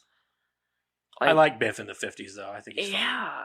I love that act. I think he did such a good job with the characters though. I'm not saying he didn't. They're just That's the problem with him, is I'm surprised he didn't. and get I think more that's work, I man. think that's supposed to be the point, is like as you see like Biff through the generations, I think he's supposed to get stupider. dumber and dumber. Yeah. Yeah, it's funny because like that actor, I'm surprised he didn't funny. get. The old version of Biff was calling the young version a dumbass. Yeah. Oh right. yeah. Cool. He had grown in age and. Yeah, he was like, "You sound like an idiot." You when sound you like yeah. an idiot. Yeah. He's like, "It's make like a tree and leave." Yeah. But like He I think- learned. I'm surprised that actor didn't get more work after doing Oh, these yeah. movies. I'm so surprised. You ever see that song he came out with? No. It's a song about like all the questions that people ask him about Back to the Future, and like one of them is like, "How is Michael J. Fox? He's nice." Like it's really funny. You should look it up. All right. Sorry. And the second one, I can't really say anything about this one. It's the only other one I can find. It's a 2-star. But the guy says, "I don't know why, but these films weren't my cup of tea." Which, that's your opinion. I mean, there's nothing wrong with that. And I don't know why. So Well, I mean, fair. some people like more It's- serious. it was Well, a so fair- he said, "I don't know." It's, That's fair. it's That's a fair. fair opinion. Yeah. So, I mean, I'm not really going to knock that. No. There really isn't any bad reviews on this. All these, most of them are 4.5, 5 stars. Hell, I don't even see 3 stars in here. It's mostly 4.5s and 5s. And how does it have a fucking? I have no idea. Like I said, I'm down 5 pages in. Rigged. Which I guess 85%. Yeah, but Even you would, still, though, you you'd would still get a think few you would in see there, a little, yeah. bit, a little bit more. But no, I'm like 5 going on 6 pages in, and I'm still not finding nothing. I don't know then. Don't make much sense. No. I'll give it one more shot to see if I see anything else. Well, wait, here we go. We got our 1 star. Cannot believe the good reviews here. Did the reviewers actually see this movie recently, or are they going on a washed out memory of cherished childhood's institution? Do not waste your time. This movie is absolutely terrible. The first half of the movie is completely awful, non-stop stupid. It improved somewhat after it finally got out of 2015. But by then I was already mentally exhausted from being continually bashed with absurdity.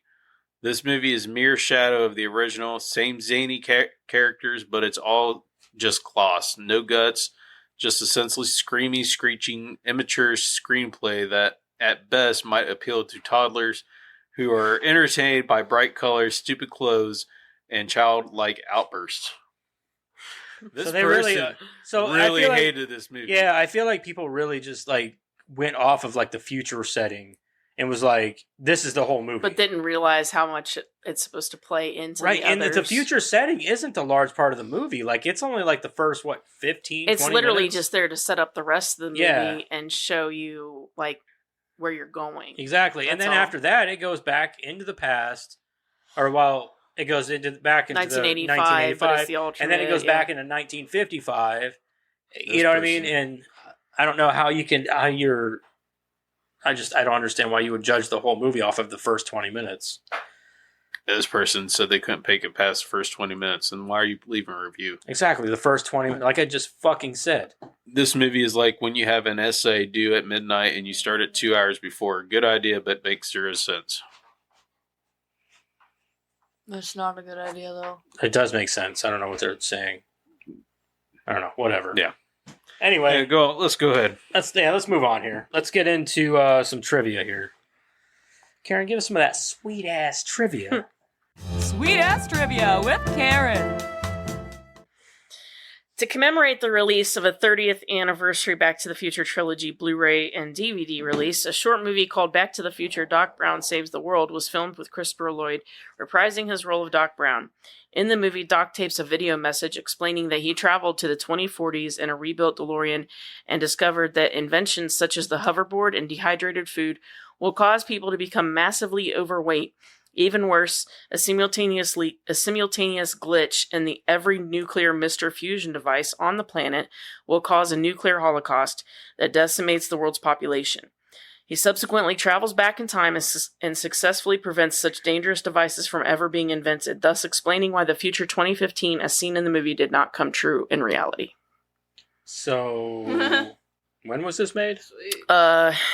It's on. Do you have the Blu-rays? Mm-hmm. It's on there. Oh, It's on there as a. We watched it. It's on there as a the 30th anniversary Back to the Future trilogy Blu-ray and DVD release, as an extra or something. When was it filmed though? 2015.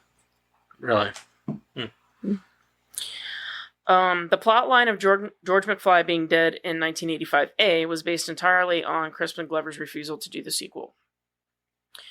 After Biff gets his cane back in the DeLorean upon returning to 2015, he starts to thrash around in pain, apparently having a hard time from the exertion.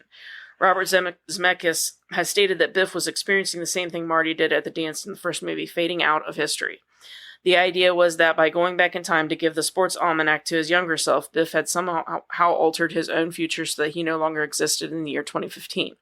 According to script drafts, Biff's wife, Marty's mother, had shot and killed the abusive Biff in 1996. A deleted scene in the DVD extras makes this much clearer as we actually see Biff vanish. I was going to say, the life that he was living, like through 1985 and that, you see him the way he is, it would only make sense that he either died from like an overdose of some kind, or just unhealthy living, or even, being shot by somebody. Yeah. You know, like that would make sense, more sense than living the safe lifestyle that he had been living just by being, like car detailer, you know. Apparently there's a TV series. It's got one season. Probably is it a there's a cartoon. Expedition Back to the Future. I know there's a cartoon series. Came out 2021. Oh, no, I don't know about that. I know there was a cartoon, though, about Doc Brown and his family. It says, Josh Gates and Christopher Lloyd set out on an epic journey in search of the iconic DeLorean time machine from Back to the Future. trilogy of movies, hoping to deliver to Michael J. Fox Foundation. So it's like they're just going. It sounds like a docuseries. Yeah. Robert Zemeckis and Bob Gale have admitted on the DVD commentary that they were originally not interested in doing a sequel to their success hit Back to the Future, and that the open ending of the first movie was simply meant as a joke. However, when plans for a sequel were made by the studio, they chose to remain involved in the continuation of their creation and even extended it to 2 sequels. Zemeckis has claimed that if he knew that he was going to make a sequel, he would have made sure that Marty's girlfriend Jennifer wasn't in the car at the end of the first film. Since the movie would concentrate on Marty, there was not much for her to do, and she would even get in his way. That is why Jennifer is knocked out by Doc and left behind so early in the movie. According to Michael J. Fox, he found out there was going to be a sequel to Back to the Future when he watched the VHS version and the words "to be continued" were added at the end. He immediately called his agent to make sure that he was going to be in the sequel. It's crazy because a lot of actors don't even watch their own movies. Right. Astrophysicist Carl Sagan considered this the greatest time travel movie ever made. He praised the accuracy in handling the multiple timelines as what would really happen if time travel were possible. In Back to the Future, the game, Carl Sagan is the alias used by Doc Brown when visiting Hill Valley in 1931. Director Robert Zemeckis stated that the high school dance scene from 1955 had to have the same costumes because it would be shot from a different angle. The production was nearly delayed because Lorraine's dress couldn't be found, even though they had 3 different versions of it made in 1985. Leah Thompson then revealed to Zemeckis that she still had one of the original dresses and had to drive back home to get it. In this movie, a disguised 1985 Doc Brown holds a conversation with his 1955 counterpart. 1985 Doc is wearing a brown trench coat and hat. If you look carefully in Back to the Future 1985, you can see a man dressed exactly like this, and therefore presumably Doc, walking away shortly before the clock tower scene. In the DVD commentary, it is explained that this was not intentional, as the script for Back to the Future Part 2 hadn't even been written at the time that they filmed the first one. Or was it, though? Right? Maybe Isn't that somebody went back crazy? in time. In the promotional material Back to the Future Part 2 behind the scenes special presentation, director Robert Zemeckis explained that the hoverboards float on magnetic energy. He also added, "They've been around for years, it's just that the parent groups haven't let the toy manufacturers make them. But we got our hands on some and put them in the movie." He was only joking, of course, but interestingly enough, Mattel, whose logo appeared on the hoverboard props, soon found themselves overwhelmed with callers asking where they could buy one. Although they looked pretty convincing in the movie, the hoverboards were simply wooden props attached to the actors and the actresses' feet. To make their hoverboards fly, the actors were suspended by cables, which were then erased during post-production. I think that's hilarious that he said that, and then almost caused a panic. Yeah. It's funny because you say magnetic things. It's funny, my birthday was just this past weekend, and my sister got me, I think you saw it, didn't you? Mm-hmm. She got me a pot that literally floats above a base, and it uses magnets to float. I'm going to put a bonsai tree or something in it, but like it'll literally float, and it just like hovers there like a hoverboard. It's wild how it works. But the thing is the way that the magnetic energy would have to work is it'd be impossible for a hoverboard to do that because the magnetic energy would have to be not only in the board but also in the ground. So there's no way that it could work. Well, I mean, basically you'd be using the Earth's magnetic pull. I was gonna say, don't we have a? We do, but like it's not near strong enough to there's nothing to sustain that weight of a person on top of another magnet. The size of a magnet that you'd have to have on your feet. Yeah, it'd be ridiculous. Ungodly. Not to mention, there's no way to control. Like you'd have to be able to control that magnetic push, and there's no way to do that within the magnetic or like the magnetism in the Earth. It's impossible. Like it'd be unstable. They do it with trains, but that's about the gist of what they got when it comes to transportation with magnetics. But you literally have to have like a track that you would have to follow. Gotcha. You do like a skateboard park like that. Mm-hmm. That'd be pretty sweet. I mean, you could. It'd be expensive. I mean, your whole, Not to mention you'd have to like loan them boards out. There'd be no way to. Yeah. Them boards alone would be expensive. Wow, that'd be an expensive park. All just to do away with wheels. It'd be a kind of a trip. It would be a trip though. I think it'd fade pretty quickly, though. I think people would be like, Yeah. yeah, this is boring now. Yeah, this is dumb. Like, we can just go get real skateboards and wheels. Mhm. Not to mention, I think it Go would be anywhere. really hard to stabilize something like that with magnets. I think it'd be really hard to be able to, You imagine if you like hit the wrong, like, like the wrong pole. the wrong pole, and like, whoa. Well, they would all have to be opposite what you're using, but then it would be so hard to balance on that. It would be almost impossible. You imagine To like balance just it. yeah, I mean, not to mention like any kind of like earthquake could reverse the magnetic pull. Yeah, it would be too dangerous. Like, you'd be getting sued a lot. Let's do it. Let's go bankrupt. Just make them sign a waiver, like, We'll call it the Bonsai Yeah. Skate Park. you break any limbs, you fall off, you get ran over, even though we don't have wheels. Even though we don't have wheels. You get ran injured here. over, You get that's injured on you. here. You take a board to the face. That's on you. The injuries are here or not. We are not liable for any injuries that occur. Yeah. We are not liable for Don't any call your injuries lawyer that you because we'll have punch him in the sustained. fucking face. Yeah. The lawyer Lawyers shows are up and punch abolished. him in the No, face. It lawyers says are it right there. No. We said we were going to punch him this in the is Back to the face. Future. Lawyers have been abolished. Yeah. Oh, yeah. Yeah, if you try to call a lawyer, we have the right to punch you. No, Where just, are the I mean, notes? it says it right there when they walk in. We are not liable for any injuries that occur on this. You have to make them agree, though. Just, it has to be on paper. They walk in with the sign right there. That's them agreeing yeah, to it. but paper contracts, man. I mean everything. That is paper contract. That's you walking in. But I And want them to the sign sign's it. right there. I don't want to take any chances. They have to sign it with the list of. Why don't we just hold everything. their arm up the back, like the middle of their back, and make them say uncle before they walk in? Yeah. That's enough, right? I mean, whatever. I think you guys are really overthinking this. That was my joke. Oh. Put a paintball area right on the side of it. So we can just shoot them off their boards? Yeah. That'd be so much fun. Yeah. That would be All right, awesome. Karen. Any more trivia? Mhm. You got them Orby Frozen blasters. paintballs. Oh, my God. I'm about to get the boys on the hoverboards this summer and then shoot them. No, you're not. Yeah, I am. Continue. The tagline for Jaws 19 is "This time it's really, really personal." On the marquee is the name of the director, Max Spielberg. Executive producer Steven Spielberg's son. Spielberg actually came up with that joke and the idea of using his son's name as the director. Max was born in June of 1985, the same year the first film in the franchise was released. Spielberg also came up with Marty's response to seeing the hologram, "The shark still looks fake," referring to Spielberg's frustration and doubts about Bruce, the mechanical shark in Jaws. A fake teaser trailer for the non-existent Jaws 19 was released on October 21st, 2015. That is also on your... Is it? We watched it. It's totally worth it. I need to go back and watch this shit. It describes all 19 movies as follows. Jaws made you afraid to go in the water. Jaws 2 made you afraid to go back in the water. Jaws 3D was a new dimension in terror. Jaws the Revenge, it was personal. Jaws 5 was just business. Jaws 6 was pure pleasure, suggesting a romantic subplot. Jaws 7 Jaws 7 was Cyber Jaws, suggesting the shark had somehow gone digital.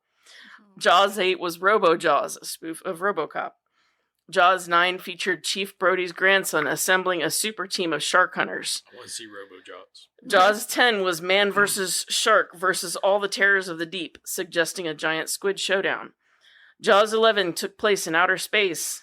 Jaws 12 was a prequel. Jaws 13 was Jaws 12 Part 2, a sequel to the prequel. A sequel to the prequel. Jaws 14 had Jaws starting a family. And Jaws 15, Jaws battled a Russian shark named Ivan Sharkvosky. Ivan Oh my Sharkvosky. god. It's a spoof of Rocky IV. In Jaws 16, Jaws took a bite out of the Big Apple. In Jaws 17, 50 Scales of Grey, Jaws learns about love from a mysterious stranger. Jaws 18 was the mind-blowing reboot, and finally, Jaws 19. The oceans are disappearing, and to save their home, the sharks must attack. This time, it's really, really personal. Okay. I like all of those. I know, right? I'd if watch those that existed, entire I would watch franchise. every I'd single watch one of them. every one of those, the entire franchise. Yeah. That's great. So I check it out. After production wrapped, Leah Thompson took home the prosthetic of Lorraine's breast implants from 1985A. Why? As it was a mold of her real chest, she didn't want it falling into the wrong hands. That's funny how she put Okay. that. Yes. In front of the entrance to Biff Tannen's museum, there is a sign that reads, "Smoking required." Robert Zemeckis considers this one of his favorite and strangest films. This film introduces a new character trait for Marty, losing his temper and self-control when someone calls him a chicken. Robert Zemeckis and Bob Gale added this idea because they felt that Marty did not have any character flaws in the first film. I think I remember bringing that up in the first one because I was like, why didn't he freak out when anybody called him a chicken? And I forgot that he didn't have that character flaw in the first one. Did nobody called him a chicken in the first one, did they? No, but he didn't have it. This was the first time that they brought that in. And you're right though. Like, your main character needs a flaw. They were absolutely right to give, because it is one of the most endearing things, and people remember that. Yeah. Because like I remember watching the first one this time and going, wait, why isn't he getting mad when people call him? Why isn't anybody calling him a chicken? Yeah. In the original script, Paul Peabody was to have been evaluated at a mental institute for claiming to have seen a spacecraft, the DeLorean, in the first film. As soon as he is released, he sees a flying DeLorean and fires his shotgun at it, damaging the time circuits. This is the reason the destination time display flickers over to read January 1, 1855, 12 a.m. On the Region 1 DVD commentary, Bob Gale mentions the scene was dropped when Will Hare was not available to return for the sequel. How funny would that have been? I'm so upset that that's not what they did. You're talking about the Twin Pines guy. Yeah, he ended up in a mental institute because he was babbling about aliens, and then he gets released and he sees one right away and shoots at it. Probably gonna go right back in. Let's see. It's almost like the Avatar with the guy with the cabbages. Yeah. Yeah. My cabbages! Not my cabbages! It was in the, I even moved to a different town! Near the end of the film, when Marty is attempting to steal the almanac back from Biff, they approach and eventually drive through a tunnel. This is the same tunnel private investigator Eddie Valiant drives through to reach Toontown in Who Framed Roger Rabbit, which was likewise directed by Robert Zemeckis and starred Christopher Lloyd. When the unconscious Jennifer is taken home by the two officers in 2015, it looks as if they took great pains to conceal the identity of one officer. Her face is kept in the dark, and her cap is even kept to where the bill is hiding her eyes. The actress portraying Officer Reese was Mary Ellen Trainor, who was Robert Zemeckis' wife at the time. I never noticed that, but I watched really hard this time, and it was her. So the girl who was picking up one of the cops, Jennifer, in the future, the one standing up, yeah, was the one standing up, or the one? It was the one that was driving, because when she gets out was when I could see it was her. Oh. When she gets out and the camera's like in front of her, when she first gets out of the car and she kind of looks up just enough, and you can tell it's her. Oh. When Doc sees the future newspaper headline change to tell him that he was commended instead of committed, a headline at the bottom of the page changes from Nixon seeks 5th term to Reagan seeks 2nd term. The Cafe 80s was likely inspired by the 1950s themed diners, which first became popular during the 1980s. In addition, it accurately predicted the popularity of 1980s nostalgia during the 2000s. All the cars in the film were recycled from other movies set in the future. I kind of thought that too. Whenever I know, I thought like, this a diner 80s or whatever. I was like, that actually makes a lot of sense. Even today, that's still there's a lot of 80s nostalgia. Yeah. So all the cars in the film were recycled. Maybe that's what we need to do is make an 80s diner. It kind of already is. Well, sort of with the spot. I guess they're more 1950s. They're still 50s. Yeah, they're still 50s. All the cars in the film were recycled from other movies set in the future, including a Spinner from Blade Runner and the Star car from Last Starfighter. Other cars seen are highly modified Ford Probes and Mustangs, as well as concept cars. I did see that. I saw a Fox Body Mustang. Mm-hmm. In the beginning of the film, Biff intends to show Marty new matchbooks he has to advertise his auto detailing company before witnessing the flying DeLorean. Later in 1985A, Marty takes a matchbook from Biff's office with the words Pleasure Paradise on the back. Finally, when Marty burns the almanac, the matchbook changes to read auto detailing. I'd never noticed that before, that it was from the match that he had taken from Biff's place. I never really, I don't know why I never noticed that before. The original draft of the script had Doc and Marty traveling to 1967 instead of back to 1955 to stop Biff. Marty once again encounters his mother and accidentally prevents her from going on vacation with his father, thus stopping his own conception and endangering his existence once more. Throughout the 1967 scenes, the 1985 Doc is continuously hiding from his 1967 counterpart, but the duo requires the younger version's help since the Mr. Fusion is broken. That's too close to the first one, I feel like. Yeah. I'm glad they didn't go with that. A deleted scene involving Wendy Jo Sperber appearing as a hooker was canceled due to her being pregnant at the time, as she could not appear. It was also decided that an adjacent scene with brother Dave McFly as a drunk would not be included because fans would wonder what happened to her. In an interview years later, after working on this film, Flea, Needles, called this movie a multi-million-dollar piece of trash. Oh. Really? He hated it that much, huh? I guess. He returned for the third. Yeah, he did. Yeah. For a brief time. Yeah, he wasn't in it very long. So this kills me. Okay, Match says we can do this the hard way or the easy way, then hits Marty over the head. The screen goes black and you hear a deep voice with an echo saying the easy way. So who did you guys think was saying the easy way? I thought it was him. You thought it was Marty? No, I thought it was Match. Okay, you thought it was Match. Yeah. Okay, you? Everybody? Yeah. Everybody thought it was... I always thought it was Match saying that because, like, it's like, I'm going to hit you and just make it easy on myself, right? No, apparently it was Marty, like, saying it, like, don't hit me, make it easy. And, because apparently if you take and raise the pitch by 25%, it's Michael J. Fox's voice. I don't know. That was weird to me. Yeah, that is weird because I thought Match said it. Yeah, and it makes... Because he says it after he's hit over the head. I guess it makes just as much sense for either one of them to say it. Because, like, if you're saying it and then you're being passed out at the same time, you're going to hear yourself saying it. And, either way, it makes sense. But I always thought it made more sense for Match to be saying it. Because they've obviously been through this a few times. Like, and I'm sure that they've fought with him before. They're just like, we're not fighting with you. The easy way. The easy way, yeah. Nicole Kidman, who was still an unknown actress at the time, was about to be considered to replace Claudia Wells in the role of Jennifer Parker, as the actress had been recommended by Billy Zane, with whom she had previously worked on the film Dead Calm. Although the casting director thought that she was very good and ideal for the role, she was ruled out for being too tall for actor Michael J. Fox. Wow. Michael J. Fox is a short dude. He is. Yeah, that's it. All right. That's Back to the Future Part Deuce.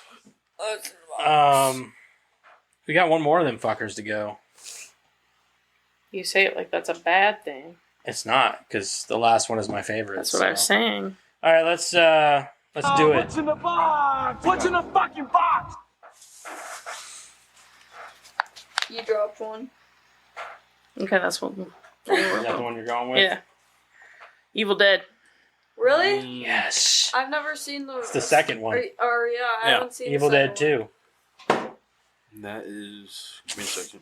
You guys said this was like a remake of the first one, but Only funny. Kind of, yeah. But they meant for it to be funny this time. Yeah, this one they meant for it. This one's amazing. I'll swallow your soul. I've been waiting to get this one. Ada's gonna want to watch this one too. This thing's taking forever, see? I'm waiting for it. This...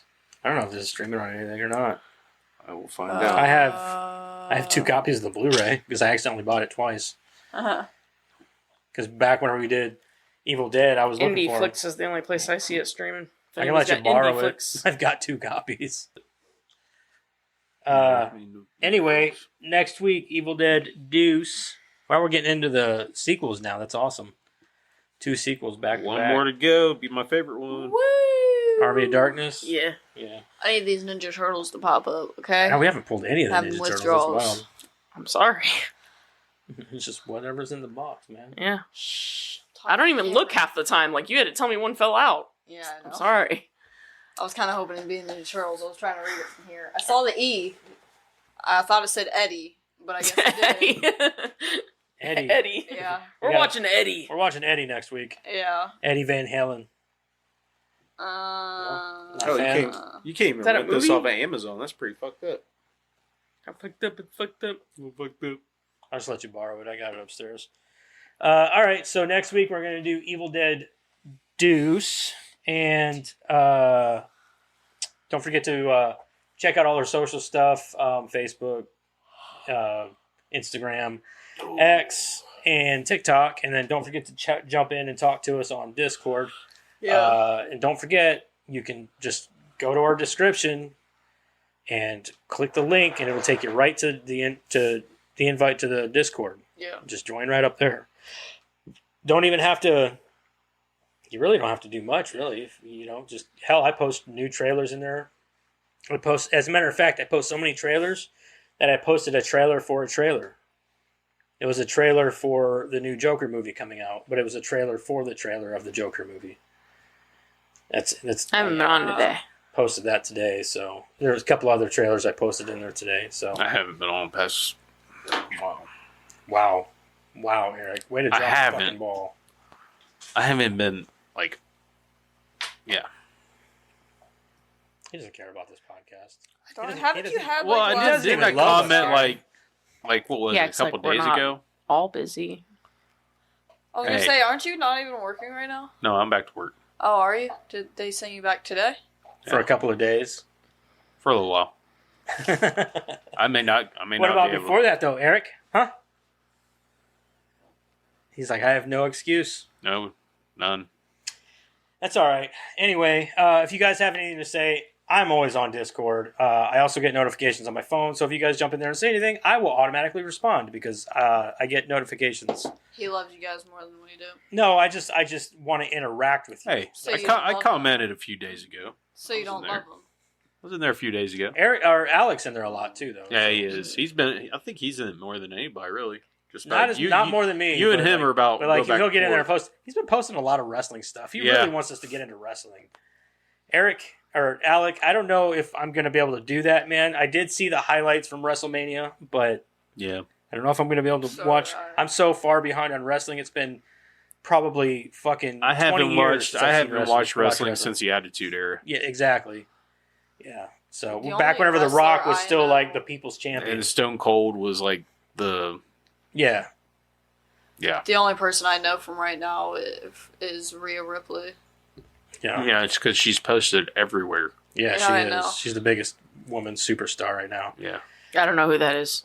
She's She's like like She's like this big, tall, new goth punk chick. China. New punk China. She's not near as big as China was. China No. was like on it, steroids. Yeah, and she there was don't this look like a other man. chick that Like, I She don't look like She a don't man look- yet. She don't look like a man. she don't look like a man. Not She like don't a look man. like a man. No. She don't have the hair No, like a man. She still has her very feminine features. Yeah, she does. Yeah. she's Australian. Yeah. She's not ugly. No, she's actually she's a pretty. big chick. She's like, Yeah, she's but she very works out. muscular. very natural. Yeah. It's like You this see big it? goth chick. Yeah, Can't do that. she did have the same outfit as China. She did like a China callback. Did she? Yeah, she wore the same outfit she had on. Yeah, I like Rhea. I've seen interviews and stuff with her and stuff. She's pretty She's cool. Pretty Yeah. cool chick. Anyway, moving on. Don't forget to check out next week. Check us out next week for Evil Dead 2. And don't forget all the, social stuff. And until then, like I said last week, make sure you wipe your buttholes. You said that? Why? Okay. Okay, bye. Bye. Deuces, no pun intended.